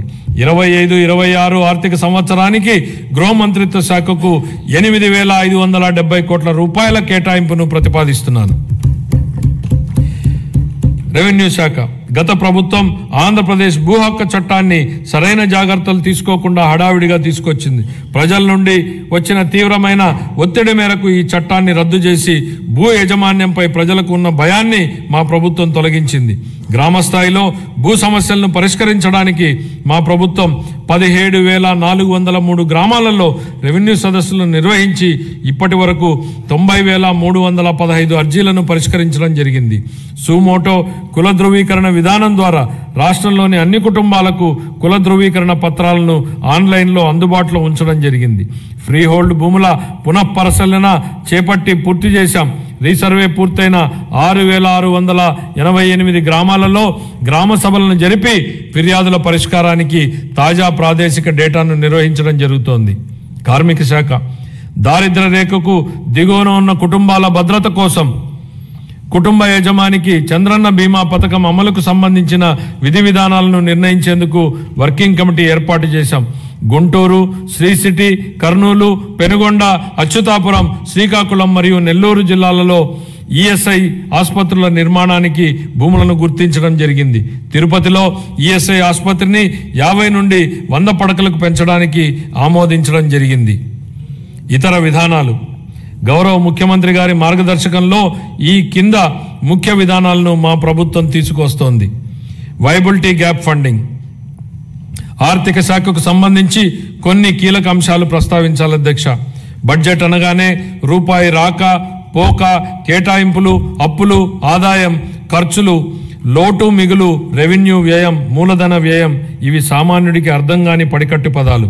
ప్రజల కోసం పెట్టే బడ్జెట్ను ప్రజలకు అర్థమయ్యే భాషలో చెప్పాల్సిన బాధ్యత మనపై ఉంది అధ్యక్ష.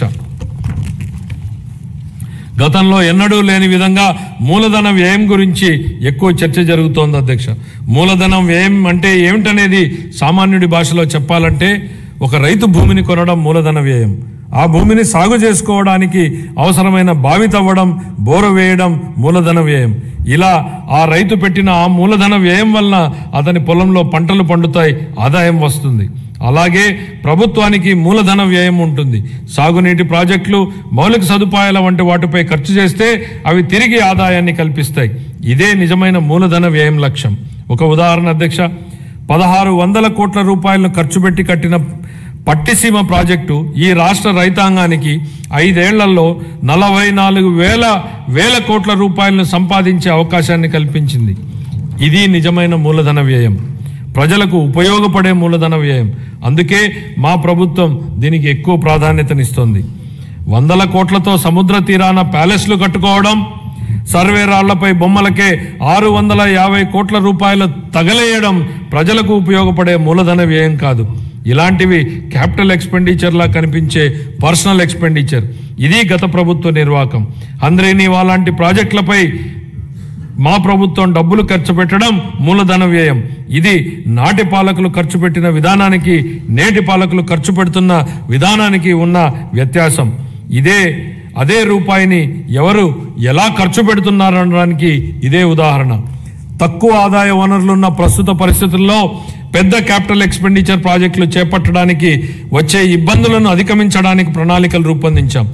ప్రైవేట్ పబ్లిక్ భాగస్వామ్యంతో కొత్త అభివృద్ధి పనులు చేపట్టేందుకు ప్రోత్సాహకంగా ప్రాజెక్టు వ్యయంలో 20% వరకు వైబిలిటీ గ్యాప్ ఫండింగ్ కోసం ఓ వినూత్న పథకాన్ని ప్రవేశపెడుతున్నామని ప్రకటిస్తున్నాం.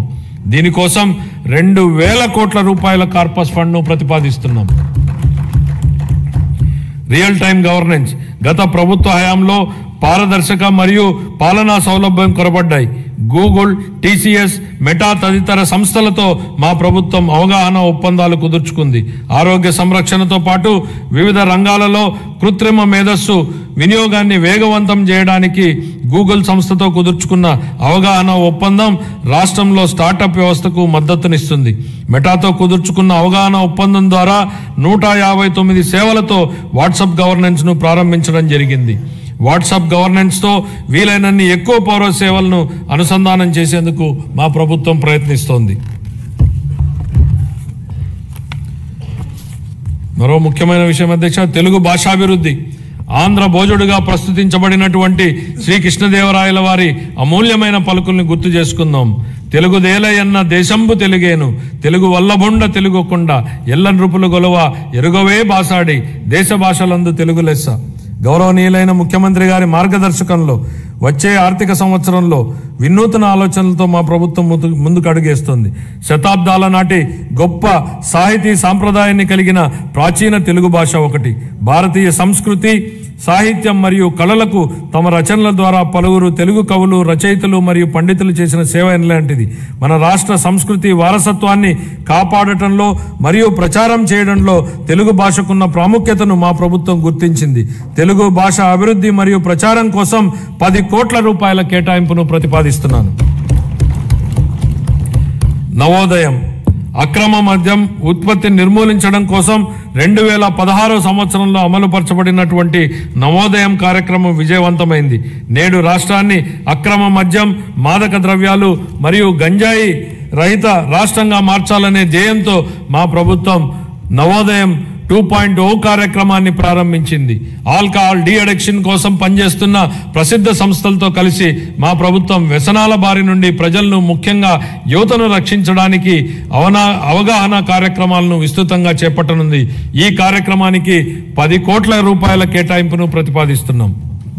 Ratan Tata innovation hub. Ratan Tata innovation హబ్ను మా ప్రభుత్వం అమరావతిలో ఏర్పాటు చేయనుంది. దీని ద్వారా నూతన ఆవిష్కరణలను ప్రోత్సహించడం, పారిశ్రామిక వ్యవస్థలను ఏర్పాటు చేయడం మరియు స్టార్టప్లకు మార్గదర్శనం వహించడం జరుగుతుంది. ఈ హబ్ మరో 5 జోనల్ కేంద్రాలతో అనుసంధానించబడుతుంది. ప్రతి కేంద్రానికి ఒక ప్రముఖ వ్యాపార సమూహం మద్దతు లభించడం వల్ల అభివృద్ధి చెందుతున్న రంగాల్లో సాంకేతికత మరియు నైపుణ్యాభివృద్ధి సులభతరం కానున్నాయి. కాలుష్య రహిత ఆంధ్ర. దేశ రాజధాని ఢిల్లీలోని పరిస్థితిని చూస్తే కాలుష్య ప్రమాదం స్పష్టంగా కనపడుతుంది. మన రాష్ట్రం కాలుష్యం బారిన పడకుండా మా ప్రభుత్వం చర్యలు తీసుకుంటోంది. హరిత శక్తిని ప్రోత్సహించి మరియు రాష్ట్రంలో పచ్చదనాన్ని 50% పెంచడానికి ద్వారా మా ప్రభుత్వం కృషి చేస్తోంది. ఈ చర్యలతో మన ప్రభుత్వం నెట్ జీరో ఎకానమీగా మార్పు చెందడానికి మా ప్రభుత్వం కృషి చేస్తోంది. 23-24 ఖాతాలు.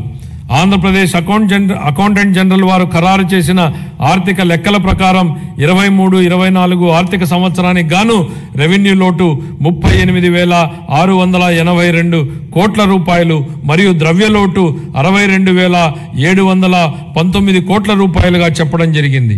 రాష్ట్ర స్థూల దేశీయ ఉత్పత్తిలో రెవెన్యూ లోటు మరియు ద్రవ్యలోటు వరుసగా 2.7% గాను 4.41% గాను ఉన్నాయి. 24-25కు సవరించిన అంచనాల ప్రకారం 24-25 ఆర్థిక సంవత్సరానికి రెవెన్యూ వ్యయం 2,24,342 కోట్ల రూపాయలు కాగా మూలధన వ్యయం 24,072 కోట్ల రూపాయలు. 24-25 ఆర్థిక సంవత్సరంలో రెవెన్యూ లోటు దాదాపు 48,311 కోట్లు కాగా ఇదే కాలానికి ద్రవ్యలోటు దాదాపు 73,362 కోట్ల రూపాయలు. ఇవి రాష్ట్ర స్థూల దేశీయ ఉత్పత్తిలో వరుసగా 3.1% గాను మరియు 4.57% గాను ఉన్నాయి. 25-26 బడ్జెట్ అంచనాలు. 25-26 ఆర్థిక సంవత్సరానికి గాను నేను 3,22,359 కోట్ల రూపాయల వ్యయాన్ని ప్రతిపాదిస్తున్నాను. ఇందులో రెవెన్యూ వ్యయం అంచనా 2,51,162 కోట్ల రూపాయలు మరియు మూలధన వ్యయం అంచనా 40,635 కోట్ల రూపాయలు. ఇదే కాలానికి రెవెన్యూ లోటు 33,185 కోట్ల రూపాయలు మరియు ద్రవ్యలోటు 79,926 కోట్ల రూపాయలుగా ప్రతిపాదిస్తున్నాను. రాష్ట్ర స్థూల దేశీయ ఉత్పత్తిలో రెవెన్యూ లోటు 1.82% గాను ద్రవ్యలోటు 4.3% గాను ఉండవచ్చు. ముగింపు. గౌరవనీయ ముఖ్యమంత్రి శ్రీ నారా చంద్రబాబు నాయుడు గారి నాయకత్వంలో మన రాష్ట్రం ఆరోగ్యవంతమైన, సుసంపన్నమైన మరియు సంతోషకరమైన సమాజ నిర్మాణ దిశగా నూతన శకానికి నాంది పలుకుతోంది. హెల్తీ, వెల్తీ, హ్యాపీ స్టేట్ మా లక్ష్యం. స్వర్ణాంధ్ర 2047 ఎంతో ఆశావహం. ఇది కష్టతరమైనప్పటికీ సాధ్యమే. గత ఏడాది నుండి మన రాష్ట్రంలో జరుగుతున్న ప్రగతిశీల పరివర్తన మనమందరం ఆశావహ దృక్పథంతో, ఆత్మవిశ్వాసంతో గర్వంగా ముందుకు సాగడానికి కావలసిన ప్రోత్సాహం ఇస్తుంది. 1944లో సుభాష్ చంద్రబోస్ గారు భారత జాతీయ సైన్య సభ్యులతో ఇలా అన్నారు: నాకు రక్తాన్ని ఇవ్వండి, నేను మీకు స్వాతంత్రాన్ని ఇస్తాను. దేశ స్వాతంత్ర సాధనకు ఈ పిలుపు స్ఫూర్తినిచ్చింది. గొప్ప నాయకులు క్లిష్ట సమయాలలో తమ ప్రజలను ఉత్తేజపరిచి ప్రజల ఉజ్వల భవిష్యత్తు వైపుకు నడిపిస్తారు. ఈ సందర్భంగా మహాకవి శ్రీశ్రీ గారి మాటల్ని గుర్తు చేసుకుందాం. నేను సైతం ప్రపంచాగ్నికి సమిధనొక్కటి ఆహుతి ఇచ్చాను, నేను సైతం విశ్వవృష్టికి అశ్రు ఒక్కటి ధారపోశాను. ఈ స్ఫూర్తితో గౌరవ ముఖ్యమంత్రి శ్రీ నారా చంద్రబాబు నాయుడు గారి నాయకత్వంలో నేను, మీరు, మనమందరం మనవంతు తోడ్పాటు అందించి స్వర్ణాంధ్ర ప్రదేశ్ లక్ష్య సాధనను సాకారం చేసుకుందాం. ఈ మాటలతో ఇప్పుడు మన రాష్ట్ర బడ్జెట్ను గౌరవ సభ ఆమోదం కోసం ప్రతిపాదిస్తున్నాను. జై ఆంధ్రప్రదేశ్, జై హింద్.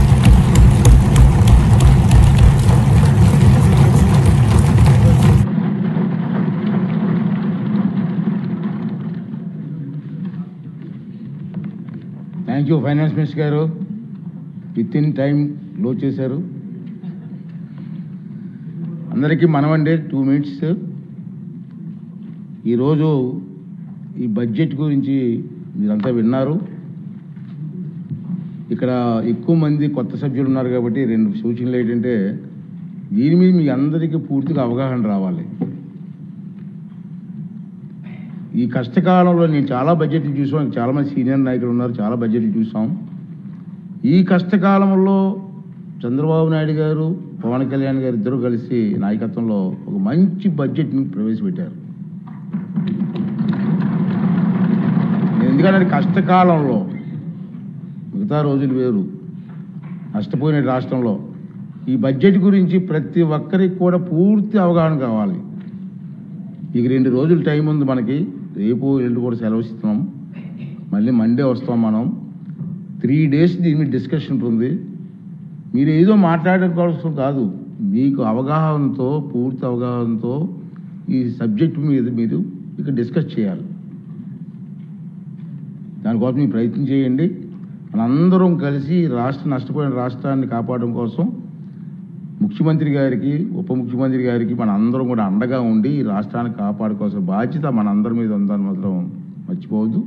బాగా చదవండి, అందరికీ అవకాశం ఉంది. 3 రోజులు టైం ఇస్తున్నాం బడ్జెట్ మీద మాట్లాడడానికి. మీకు మాట్లాడే అవకాశం ఇవ్వండి.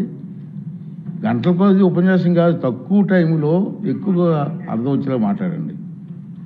అందరికీ అవకాశం వస్తుంది కాబట్టి అది మనం చేయాలని. తర్వాత మీకు ఈ బడ్జెట్ తాలూకు పత్రాలన్నీ కూడా పెన్ డ్రైవ్లో కూడా ఏర్పాటు చేస్తాం, మీకు సప్లై చేసి ఉంటారు. పెన్ డ్రైవ్ కూడా ఉన్నాం. రెండోది ఏంటంటే సభ్యులందరికీ వాట్సాప్ గ్రూపులు కూడా ఏర్పాటు చేసి ఉన్నాయి కాబట్టి దాంట్లో ఈ బడ్జెట్ తాలూకు వివరాలన్నీ కూడా వాట్సాప్ గ్రూప్లో పెట్టి ఏర్పాటు చేస్తున్నాం. మీరు ఈ 2 days హాలిడేస్లో క్షుణ్ణంగా చదివి, నేను కూడా ఇది చదవడం కాదు, అసెంబ్లీలో మాట్లాడడం కాదు, అసెంబ్లీ అయిన తర్వాత బయట కూడా మీ కాన్స్టిట్యున్సీల్లో సరళమైన భాష ప్రజలకు అర్థమయ్యే విధంగా ఈ బడ్జెట్ గురించి మీరు చెప్పవలసిన బాధ్యత మనందరి మీద ఉందని చెప్పి కూడా ఈ సందర్భంలో మీకు మనం చేస్తున్నానండి. ఇప్పుడు గౌరవ వ్యవసాయ శాఖ మంత్రులు 2025-2026 సంవత్సరపు వ్యవసాయ బడ్జెట్ను ప్రవేశపెడతారు.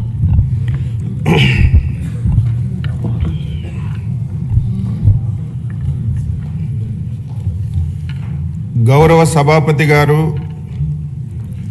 గౌరవ ముఖ్యమంత్రి వర్యులు, గౌరవ ఉప ముఖ్యమంత్రి వర్యులు, గౌరవ సహచర మంత్రివర్గ సభ్యులు, గౌరవ సభ్యులందరికీ నా హృదయపూర్వక నమస్కారాలు తెలియచేస్తున్నాను. దేశానికి అన్నం పెట్టడం కోసం అహర్నిశలు కృషి చేసే రైతన్నలకు మనసారా నమస్కరిస్తూ వ్యవసాయ బడ్జెట్ ప్రవేశపెడుతున్నాను. ఒక దేశం లేదా రాష్ట్రం అభివృద్ధికి దోహదపడేది వ్యవసాయం యొక్క గొప్పతనం మరియు ప్రాముఖ్యత గురించి దివంగత వ్యవసాయ శాస్త్రవేత్త భారతరత్న డాక్టర్ ఎంఎస్ స్వామినాథన్ గారు చెప్పిన మాటలు మొదటగా మనం గుర్తు చేసుకుందాం.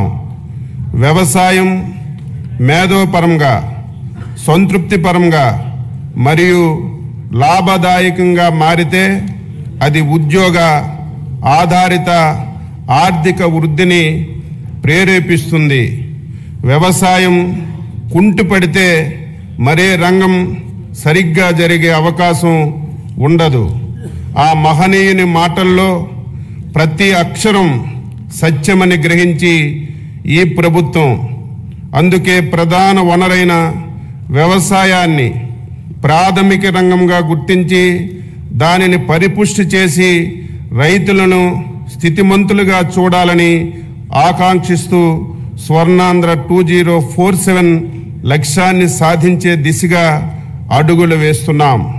వ్యవసాయ శాఖ ఆధునిక టెక్నాలజీని ఉపయోగించి రైతులకు సాగు ఖర్చులు గణనీయంగా తగ్గించవలనని, ప్రకృతి వ్యవసాయం వైపు మళ్లాలని, అధిక ఆదాయ పంటలు సాగుపై దృష్టి సాధించాలని, ఎగుమతికి అనువైన మరియు సన్న వరి రకాల సాగుని ప్రోత్సహించాలని మన ముఖ్యమంత్రి గారు శ్రీ నారా చంద్రబాబు నాయుడు గారు దృఢ సంకల్పంతో ఉన్నారు.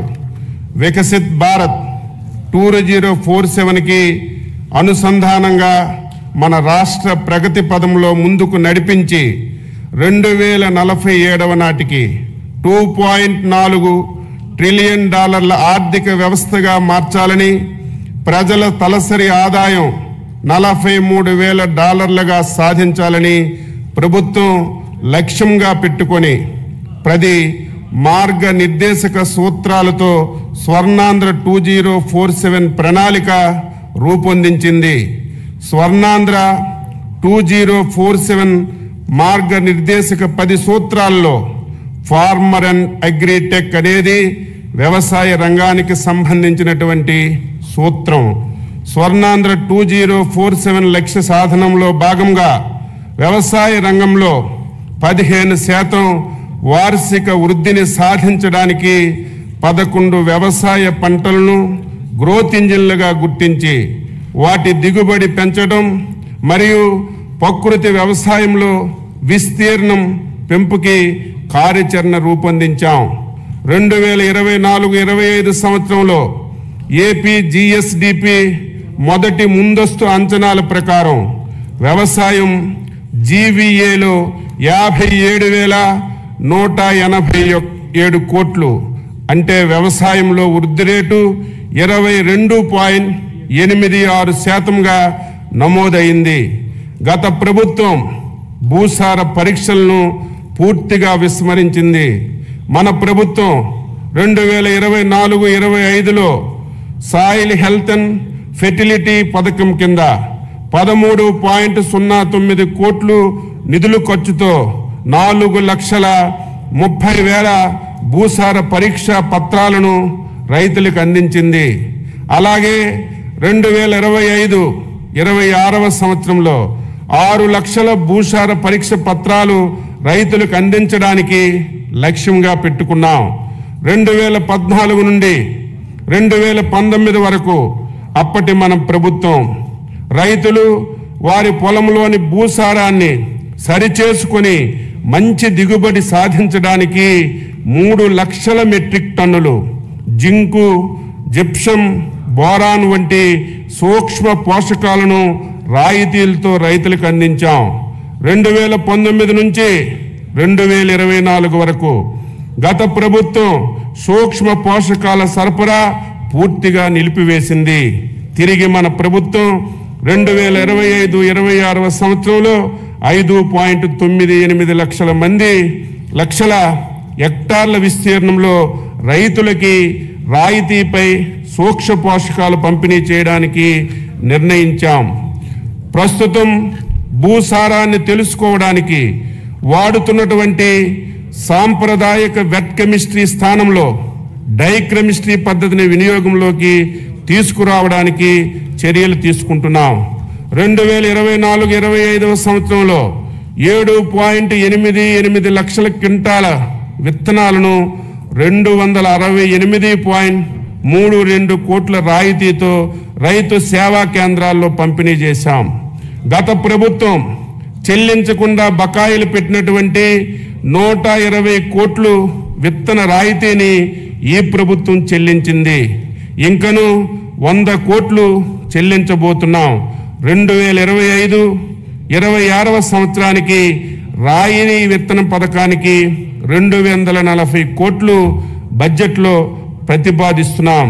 2024-25లో 35.87 లక్షల మెట్రిక్ టన్నుల ఎరువులను సహకార సంస్థలు, రైతు సేవా కేంద్రాలు, ప్రైవేటు వర్కర్ల ద్వారా సరఫరా చేశాం. అలాగే 2025-26 సంవత్సరంలో రాష్ట్రానికి అవసరమైనటువంటి 41.38 లక్షల మెట్రిక్ టన్నుల ఎరువులు సరఫరాకు చర్యలు తీసుకుంటున్నాం. 2025-26లో ఎరువుల కొరతను నివారించడానికి ఏపీ మార్క్ఫెడ్ ద్వారా 2 లక్షల మెట్రిక్ టన్నుల ఎరువులు బఫర్ స్టాకుల నిర్వహణకి 40 కోట్లు బడ్జెట్లో ప్రతిపాదిస్తున్నాం. అన్నదాతకు అండగా నిలబడి వ్యవసాయాన్ని లాభసాటిగా మార్చేందుకు తలపెట్టిన బృహత్తర కార్యక్రమమే పొలం పిలుస్తుంది. ఈ కార్యక్రమం ద్వారా ప్రస్తుతం వ్యవసాయ రంగంలో వస్తున్నటువంటి ఆధునిక సాంకేతిక పరిజ్ఞానంతో వ్యవసాయంలో డ్రోన్లు వినియోగం, యాప్ ద్వారా పంటలపై చీడపీడలను గుర్తించి తగు చర్యలు తీసుకోవడం, ప్రకృతి వ్యవసాయ విధానాలపై అవగాహన కల్పించడంతో పాటు వ్యవసాయం అనుబంధ శాఖల క్షేత్ర సమస్యలు తక్షణ పరిష్కారం సూచిస్తున్నాం. ఆంధ్రప్రదేశ్ ప్రజా భాగస్వామ్య ప్రకృతి వ్యవసాయం ద్వారా ఇప్పటికే 10.6 లక్షల కుటుంబాలు 5 లక్షల హెక్టార్లలో ప్రకృతి వ్యవసాయాన్ని పాటిస్తున్నాయి. పీజీఎస్ ఇండియా ఆర్గానిక్ సర్టిఫికేషన్ ద్వారా 4.76 లక్షల హెక్టార్లలో 10.38 లక్షల మంది రైతుల్ని ధృవీకరణ చేస్తున్నాం. కొత్తగా ప్రారంభించినటువంటి national mission in natural farming పథకం పరిధిలోకి 3,000 కొత్త గ్రామ పంచాయతీల్లోని 2,570 క్లస్టర్లను ప్రకృతి వ్యవసాయ పరిధిలోకి తీసుకురానున్నాం. 2025-26లో 7,116 గ్రామ పంచాయతీల్లో PMDS 365 రోజులు గ్రీన్ కవరు ఏడాది పొడవునా ఆదాయాన్ని అందించే ఏ గ్రేడ్ ATM మోడల్స్ ను మొదలగు రసాయనిక రహిత ప్రకృతి వ్యవసాయాన్ని చేయిస్తున్నాం. సర్టిఫికేషన్ మరియు ట్రేసబిలిటీ అమలు చేయడానికి చర్యలు తీసుకుంటున్నాం. 2025-26 సంవత్సరంలో 15 లక్షల కుటుంబాలతో 6.5 లక్షల హెక్టార్లలో ప్రకృతి వ్యవసాయం చేయించడానికి 61.78 కోట్లు ప్రతిపాదిస్తున్నాం. ప్రతి రంగంలో స్మార్ట్ వర్క్ ఆవశ్యకం ఉంది. అలాగే వ్యవసాయం రైతు భారం కాకుండా లాభసాటి కావడానికి వ్యవసాయ యాంత్రీకరణ అవసరం. రైతుల కోరిక మేరకు 2024-25 సంవత్సరంలో 50% రాయితీపై 70 కోట్లు 80,000 రాయితీ నిధులతో చిన్న సన్నకారు రైతులకు వ్యవసాయ యంత్రాలు పరికరాలు అందిస్తున్నాం. 2025-26 సంవత్సరంలో కూడా ఈ కార్యక్రమం కొనసాగించడానికి 139.65 కోట్లు ప్రతిపాదిస్తున్నాం. 2024-25లో 70 కోట్ల నిధులతో 80% రాయితీపై 875 కిసాన్ డ్రోన్ వ్యవసాయ యాంత్రీకరణ కేంద్రాలు ఏర్పాటు చేస్తున్నాం.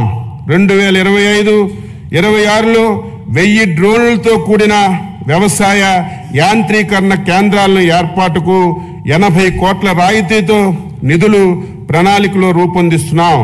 2025-26 బడ్జెట్లో వ్యవసాయ యాంత్రీకరణకి 219.65 కోట్లు ప్రతిపాదిస్తున్నాం. రైతులకు సాంకేతికంగా మేలైన యాజమాన్య పద్ధతులను చేపట్టడానికి స్మార్ట్ అగ్రికల్చరల్ మరియు ప్రెసిషన్ అగ్రికల్చర్ విధానాలు తీసుకురావడానికి రాష్ట్ర ప్రభుత్వం తగు చర్యలు తీసుకుంటుంది. ఫార్మర్ రిజిస్ట్రీ ద్వారా రాష్ట్రంలో భూమి కలిగి ఉన్న ప్రతి రైతుకి ప్రత్యేక గుర్తింపు సంఖ్యనిస్తున్నాం. ఈ గుర్తింపు సంఖ్య ఆధారంగా ప్రభుత్వ పథకాలను రైతులకు సులభతరంగా అందించడానికి వీలు కలుగుతుంది. పంట సాగు చేసి ప్రతి వాస్తవ సాగుదారుని వివరాలు ఈ పంటలో నమోదు చేయడం వల్ల అసలైనటువంటి రైతులకు పంటల బీమా, వడ్డీ లేని రుణాలు, మద్దతు ధర, ఇన్పుట్ సబ్సిడీ మొదలగు సంక్షేమ పథకాలు అందిస్తున్నాం. APSS యాప్ ద్వారా రైతులు పొలాల్లో గమనించి పురుగులు, తెగుళ్ళు, ఉధృతి, పోషకాహార లోపాలను అంచనా వేసి తగు నివారణ చర్యలను రైతులకు తెలియచేస్తున్నాం. అర్హులైన కౌలు రైతులను గుర్తించి వారి కౌలు హక్కు కార్డులను జారీ చేసి సులభతరంగా పంట రుణాలు, ప్రభుత్వ సంక్షేమ పథకాల లబ్ధి అందించేందుకు కొత్త కౌలు చట్టం తీసుకురావడానికి చర్యలు తీసుకుంటున్నాం.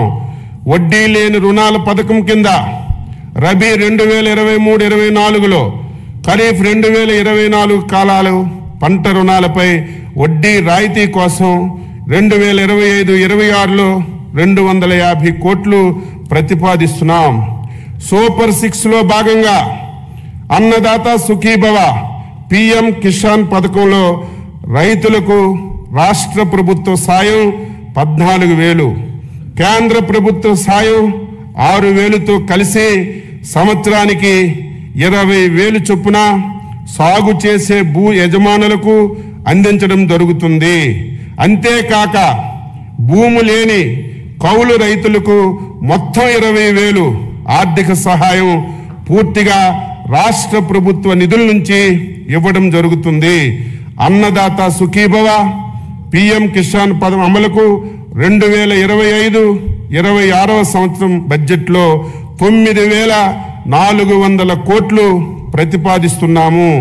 ఖరీఫ్ 2024లో ఈ పంట డేటా ఆధారంగా పంటల బీమా అమలు చేయగా 2024-25 రబీ పంట కాలం నుంచి స్వచ్ఛంద నమోదు విధానాన్ని పునరుద్ధరించి తక్కువ ప్రీమియంతో రైతులు బీమాలో చేరే అవకాశం కల్పించాం.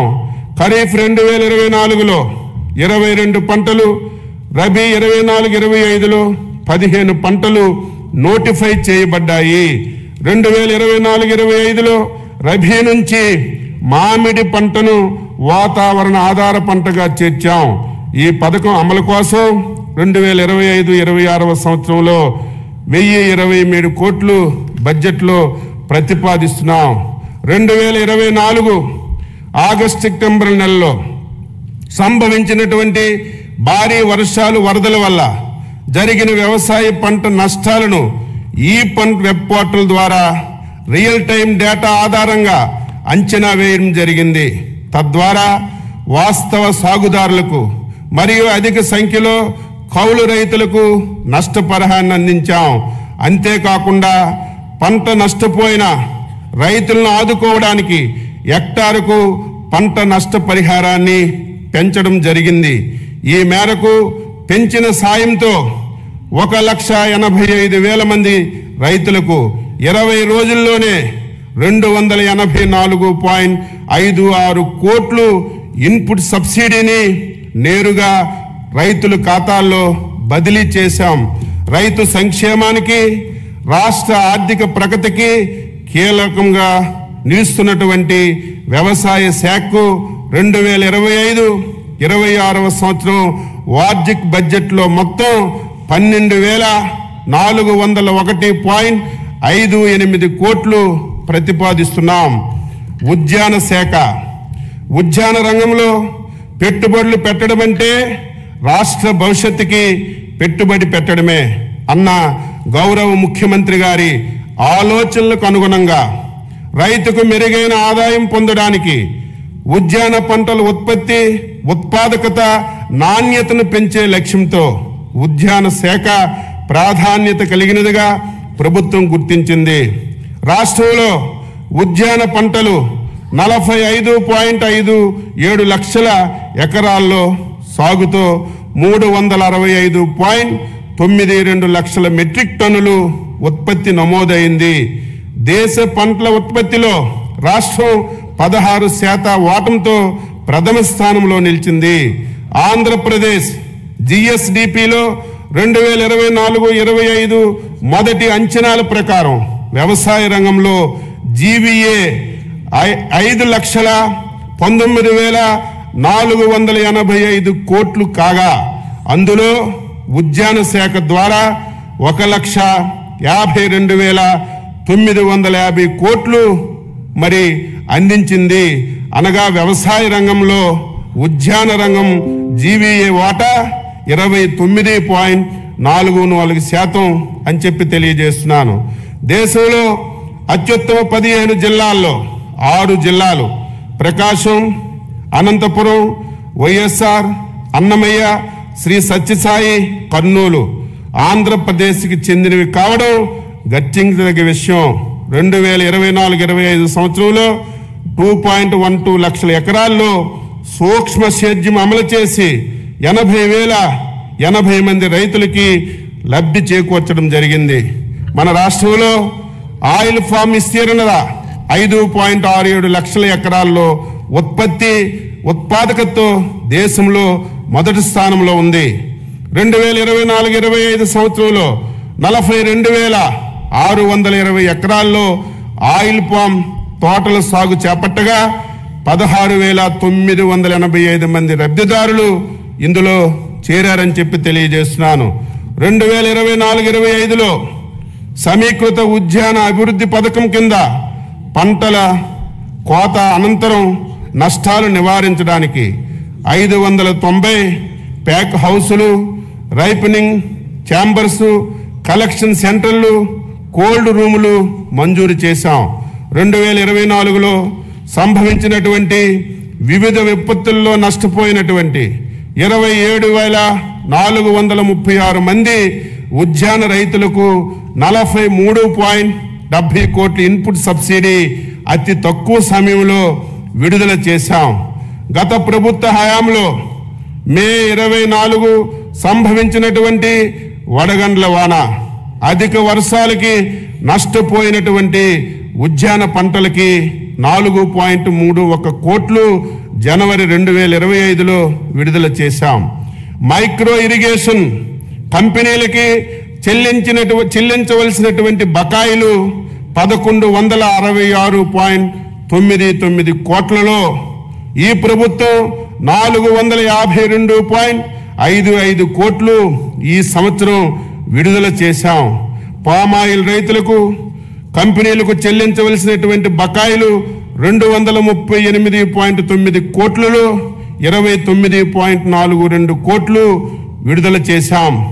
MIDH పథకంలో చెల్లించవలసినటువంటి 93.54 కోట్లలో 33.33 కోట్లు విడుదల చేశాం. స్వర్ణాంధ్ర 2047 కింద అధిక జీవీవే సమకూర్చే 11 ఉద్యానవన పంటలను క్లస్టర్ విధానంలో ప్రోత్సహించుటకు ప్రణాళిక చేశాం. ప్రతి సంవత్సరం వృద్ధి రేటు పెంపు కొరకు ప్రతిపాదనలు కోరడమైంది. ఇదే తరహాలో మిగిలినటువంటి పంటలకు కూడా క్లస్టర్ ప్రతిపాదనలు తయారు చేసి కేంద్ర ప్రభుత్వానికి నివేదించడం జరుగుతుంది. ఇందులో భాగంగా చిత్తూరు, అన్నమయ్య, తిరుపతి జిల్లాల్లో మామిడి క్లస్టర్, శ్రీకాకుళం, SSR, మన్యం జిల్లా జీడి మామిడి క్లస్టర్ గాను, శ్రీకాకుళం, తూర్పుగోదావరి, కోనసీమ జిల్లాల్లో క్లబ్బర్ క్లస్టర్ గాను, ఏలూరు, తూర్పుగోదావరి జిల్లాలో పామాయిల్, కోకో క్లస్టర్లుగా, గుంటూరు, ప్రకాశం జిల్లాల్లో మిరప క్లస్టర్లుగా అభివృద్ధికి ప్రతిపాదనలు తయారు చేయడమైంది. అందులో ఆంధ్రప్రదేశ్ లోగోతో రిఫ్రిజిరేటెడ్ వ్యాగన్లు కలిగినటువంటి 8 రైళ్లు తాడిపత్రి నుంచి అరటిగెలను ముంబై పోర్టు ద్వారా మిడిల్ ఈస్ట్ దేశాలకి ఎగుమతి చేశాం. కుప్పం సెంటర్ ఆఫ్ ఎక్సలెన్సీ ద్వారా 3,36,500 కూరగాయ మొక్కలను ఉత్పత్తి చేసి రైతులకి అందుబాటులో ఉంచాం. పల్నాడు జిల్లా నకిరికల్లు మండలం గుండ్లపల్లిలో 7.6 కోట్ల కూరగాయలు, సుగంధ ద్రవ్యాలను 2వ సెంటర్ ఆఫ్ ఎక్సలెన్సీ ఏర్పాటు చేశాం.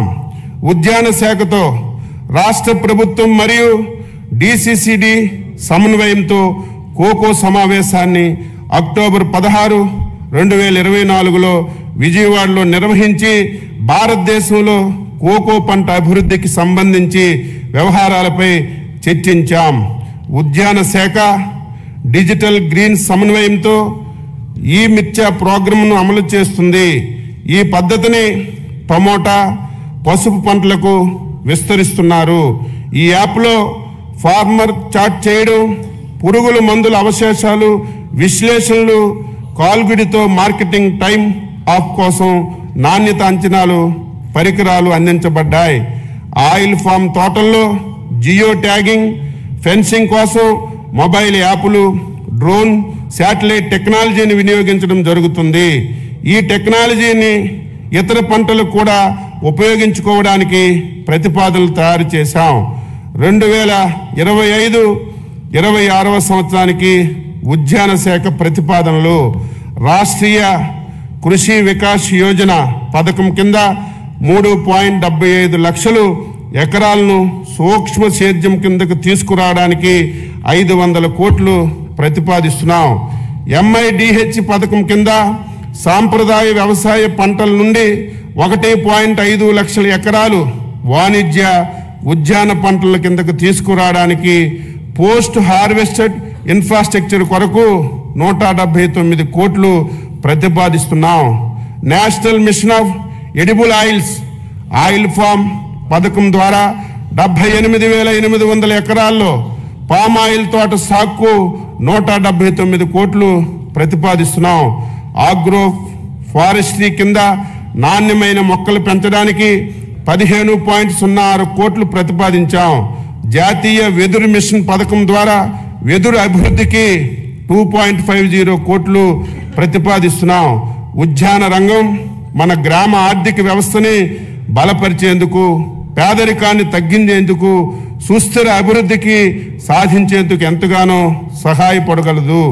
మన భూమిలో పెట్టుబడులు పెట్టడం అంటే మన రాబోయే తర అభివృద్ధికి పెట్టుబడి పెట్టడమే. అన్న ముఖ్యమంత్రి గారికి ఆలోచనలకు అనుగుణంగా ఉద్యాన శాఖ బడ్జెట్ని రూపకల్పన చేశాం. 2025-26వ సంవత్సరానికి ఉద్యానవన శాఖకి 930.88 కోట్లు బడ్జెట్లో ప్రతిపాదించాం. పట్టు పరిశ్రమ శాఖ దేశంలో సాంప్రదాయ పట్టు పరిశ్రమను చేపట్టే కొన్ని రాష్ట్రాల్లో ఆంధ్రప్రదేశ్ ఒకటి. పట్టు ఉత్పత్తిలో దేశంలో మంది 2వ స్థానం కాగా కేంద్ర ప్రభుత్వంచే ఉత్తమ బైవోల్టన్ ఉత్పత్తి చేయు రాష్ట్రం అవార్డు కూడా పొందింది. చిత్తూరు జిల్లా కుప్పం, శ్రీ సత్యసాయి జిల్లా హిందూపురంలో మరియు కాకినాడ జిల్లా సేబ్రోల్లో లీఫ్ టు క్లాత్ ప్రాజెక్టులు ప్రారంభించడానికి ప్రతిపాదనలు రూపొందించాం. 2025-26వ సంవత్సరానికి పట్టు పరిశ్రమ అభివృద్ధి కోసం 96.22 కోట్లు బడ్జెట్లో ప్రతిపాదిస్తున్నాం. వ్యవసాయ మార్కెటింగ్ శాఖ 2024-25 సంవత్సరంలో ఇప్పటి వరకు రాష్ట్రంలో 33 ఈనాం మార్కెట్ల ద్వారా 7,452.51 కోట్లు విలువ చేసే 10.84 లక్షల మెట్రిక్ టన్నులు వాణిజ్యం చేయడం జరిగింది. రాష్ట్రంలో మొత్తం 124 రైతు బజార్లు ఉన్నాయి. మరో 21 రైతు బజార్లు పనులు వివిధ దశల్లో పురోగతిలో ఉన్నాయి. రాష్ట్రంలో గతంలో నిరుపయోగంగా ఉన్నటువంటి 15 మొబైల్ రైతు బజార్లు కూడా మళ్ళీ ఉపయోగంలోకి తీసుకొచ్చాం.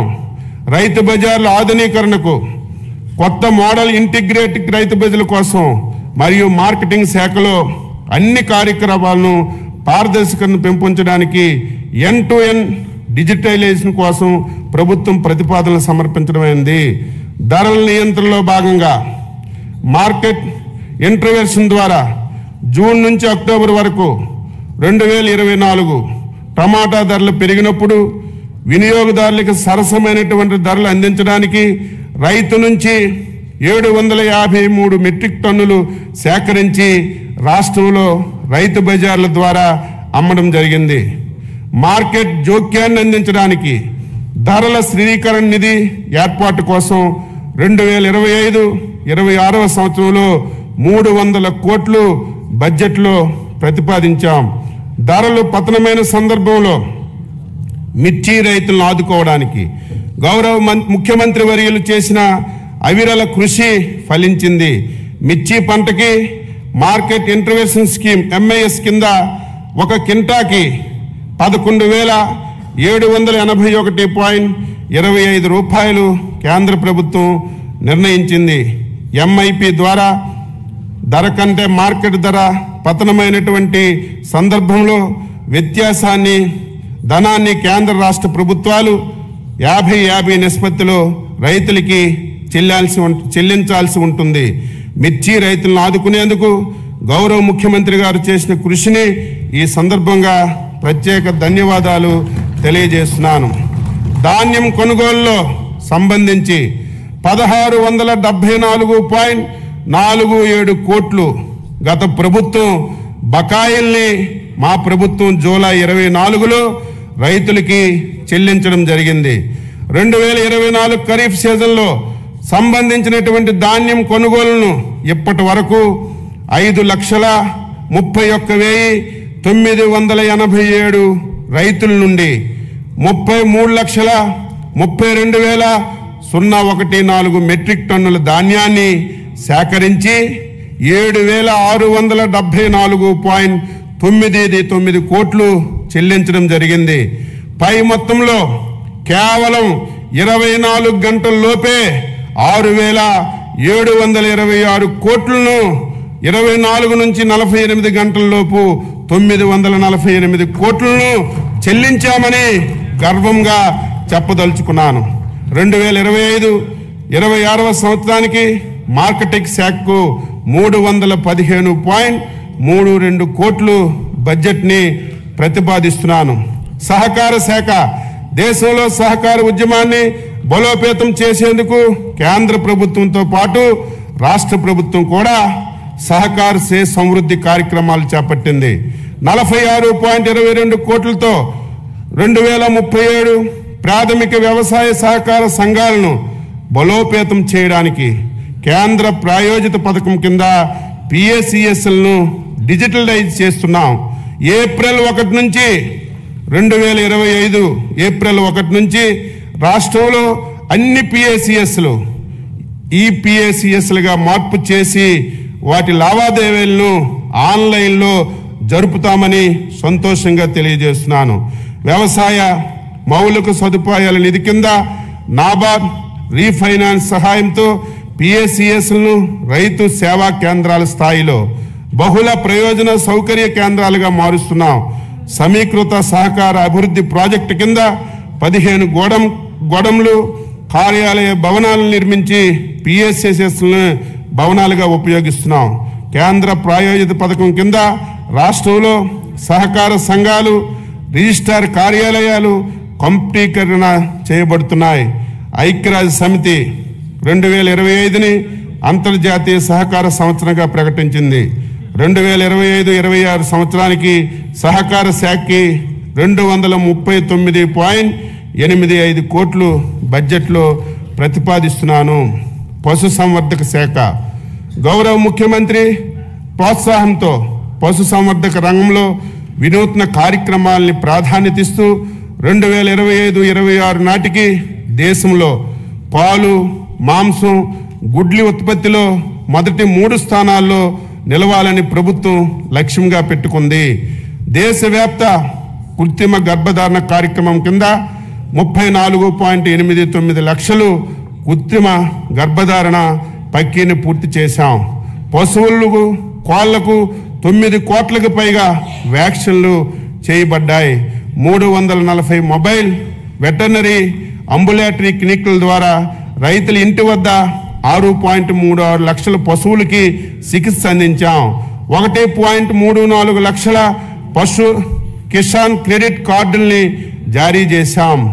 ఎంజీఎన్ఆర్ఈజీసీ కింద 13,376 గోకులాల్ని నిర్మించాం. 1,277 ఎకరాల్లో బహుళ వార్షిక పశుగ్రాస కేంద్రాలను అందుబాటులోకి తెచ్చాం. గోకులం పథకం ద్వారా ఎంజీఎన్ఆర్ఈజీసీ నిధులతో పశువులకు ఆశ్రయం కల్పించలేని ఎస్సీ, ఎస్టీ, బీపీఎల్ కుటుంబాలకు చెందినటువంటి పశు పోషకులకు 90% రాయితీతో పశువుల షెడ్లు నిర్మాణాన్ని చేపట్టడానికి, 70% రాయితీపై గొర్రెలు, మేకలు, కోళ్లు షెడ్లు నిర్మాణం చేపట్టడానికి 50,000 గోకులాలు నిర్మించడానికి ప్రతిపాదన చేశాం. పశుదానా, పశుగ్రాసాల లభ్యతను, పశువుల్లో ఉత్పాదకను పెంచడానికి రాయితీపై సైలేజ్ గడ్డి, టీఎంఆర్ పశుదానా, పశుగ్రాస విత్తనాల సరఫరాకు ప్రణాళిక రూపొందిస్తున్నాం. 2024-25లో పశువులు కోల్పోయిన రైతులకి పరిహారం కింద 119 కోట్లు పాత బకాయిలు చెల్లించామని చెప్పడానికి సంతోషిస్తున్నాం. 2025-26 పశువులు జీవాలు మరణిస్తే ఎస్సీ, ఎస్టీ, బీపీఎల్ కుటుంబాలకు పశు బీమా పథకం కింద చెల్లించవలసినటువంటి ప్రీమియంలో 80% రాయితీ, అదే ఏపీఎల్ అయితే 50% రాయితీ ఇవ్వడానికి నిర్ణయించాం.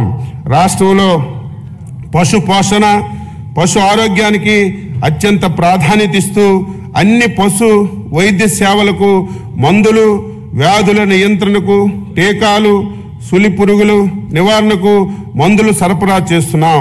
2025-26 సంవత్సరానికి పశు సంవర్ధక శాఖకు 1,112.07 కోట్లు బడ్జెట్లో ప్రతిపాదించాం. పాడి పరిశ్రమాభివృద్ధి రాష్ట్రంలో 55,607 అంగన్వాడీ కేంద్రాల్లో 85 లక్షల లీటర్లు యూహెచ్టీ పాల సరఫరా చేస్తున్నాం.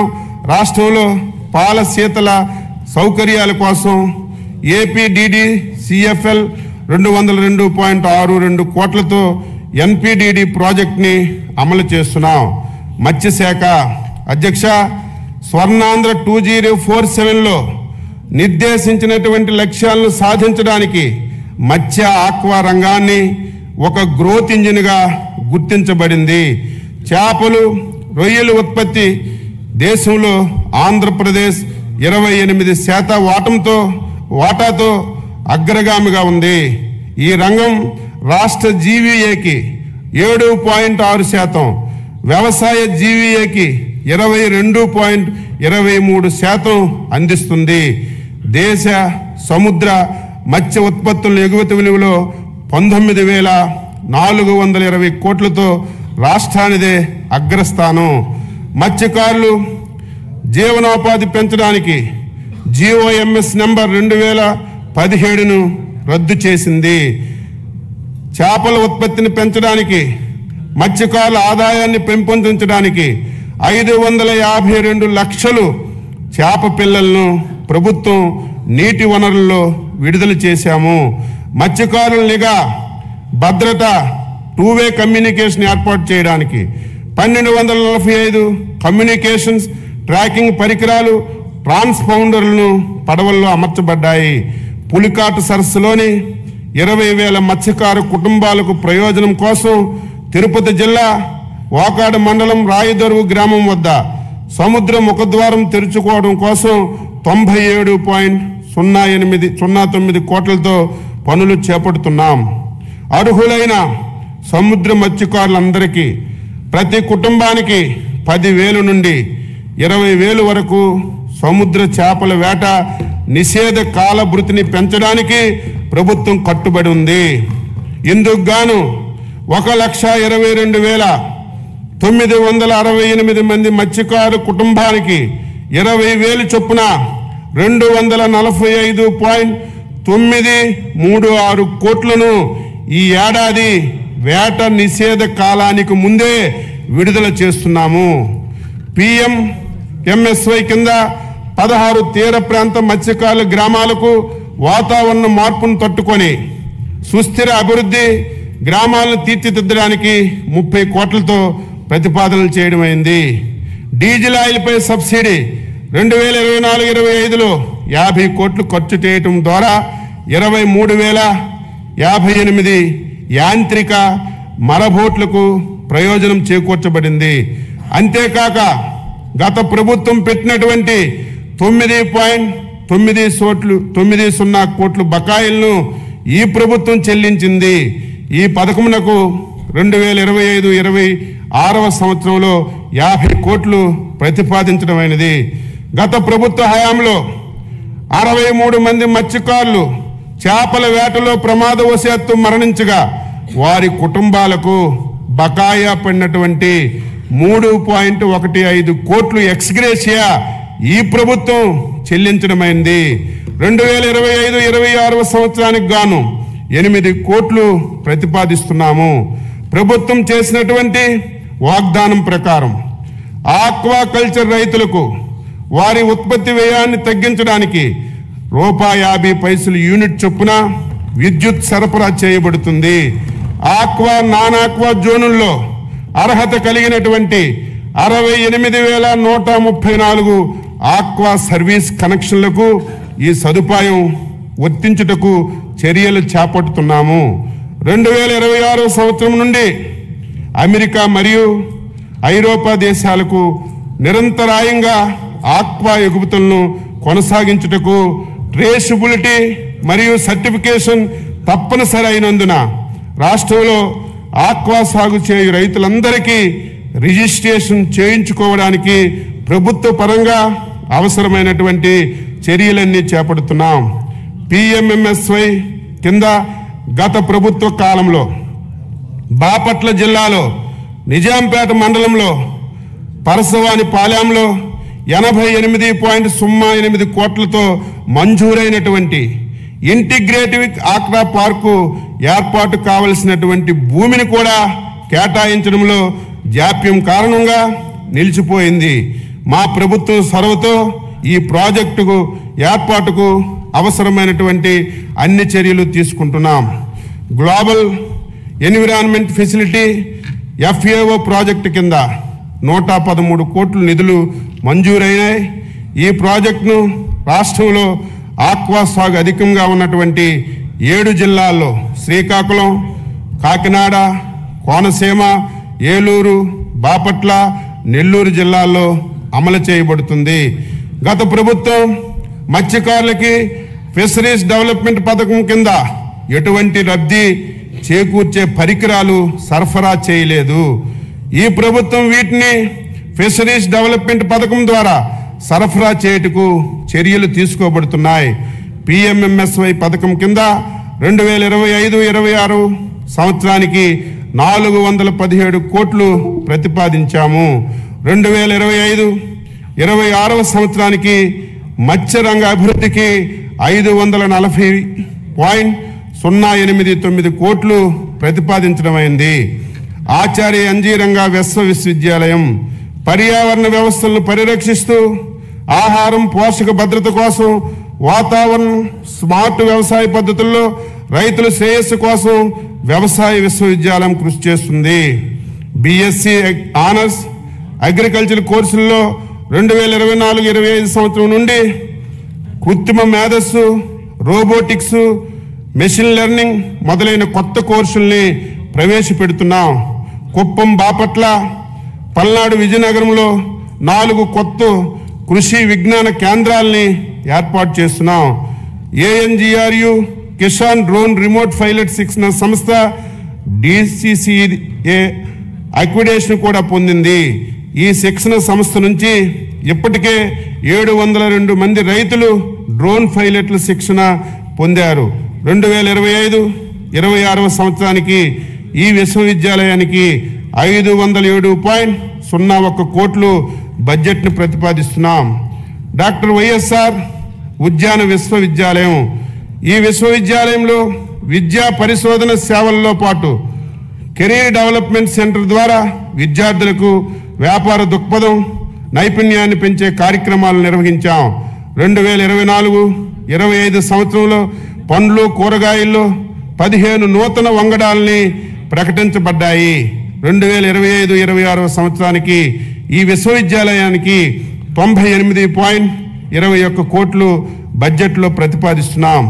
శ్రీ వెంకటేశ్వర పశు వైద్య విశ్వవిద్యాలయం ఈ విశ్వవిద్యాలయం 39 సంస్థల్లో డిజిటల్ విద్య బోధనతో శిక్షణ, పరిశోధన, విస్తరణ సేవలు అందిస్తుంది.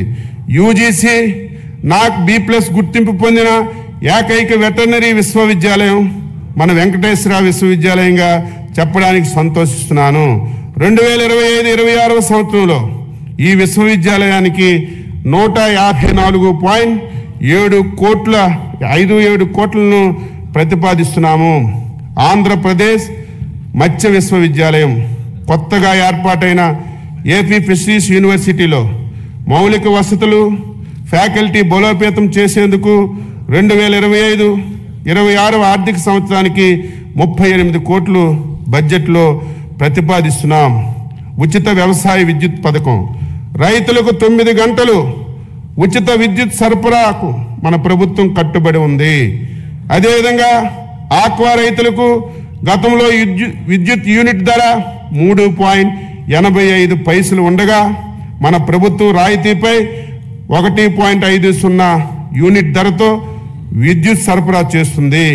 2025-26 సంవత్సరానికి ఈ 2 పథకాల అమలు కోసం 12,773.25 కోట్లు ప్రతిపాదిస్తున్నాము.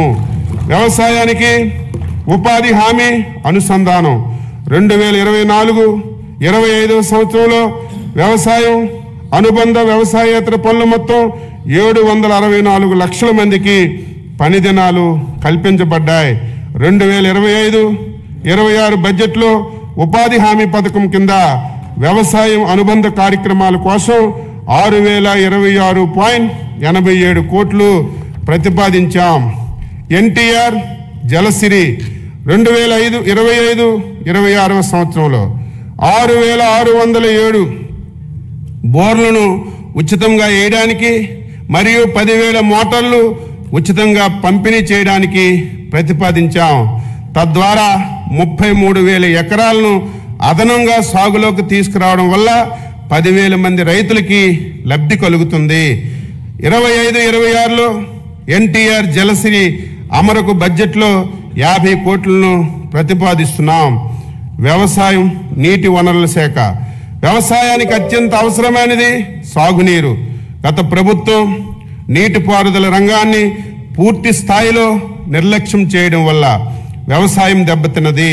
మన ప్రభుత్వం సాగునీటి పారుదల ప్రాజెక్టుల నిర్వహణకు అధిక ప్రాధాన్యత ఇస్తూ 2025-26 సంవత్సరంలో 12,903.41 కోట్లు ప్రతిపాదిస్తున్నాం.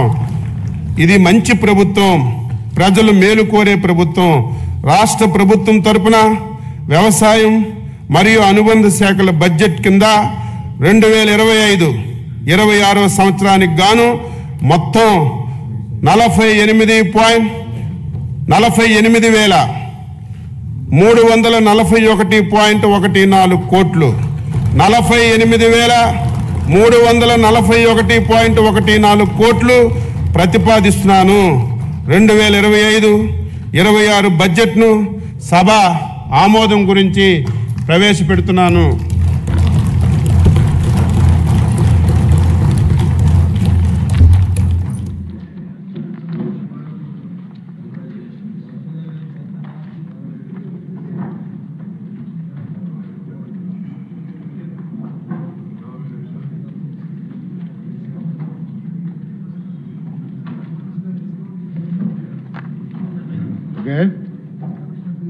మరి ఈ బడ్జెట్, వ్యవసాయ బడ్జెట్, మన ఫైనాన్స్ మినిస్టర్ బడ్జెట్ జరుగుతున్న సమయంలో గ్యాలరీలో కేంద్ర మంత్రి గారు ఉండి చూస్తున్నారండి, రామ్మోహన్ నాయుడు గారు. Thank you sir. వారితో పాటు సీఎం రమేష్ గారు, ఎంపీ గారు, కేశినేని గారు, వీళ్ళందరూ ఎంపీ గారు కూడా వచ్చి ఉన్నారు. బడ్జెట్ అంతా విన్నారు, వారు కూడా చూస్తున్నారు కాబట్టి వారికి కూడా థ్యాంక్స్ చెప్తూ మరి ఈనాటి సమావేశం ఇంతటితో ముగిసింది. తిరిగి సోమవారం అంటే మార్చి 3వ తారీఖు ఉదయం 9 గంటలకు మళ్ళీ అందరం కలుద్దాం. Thank you very much.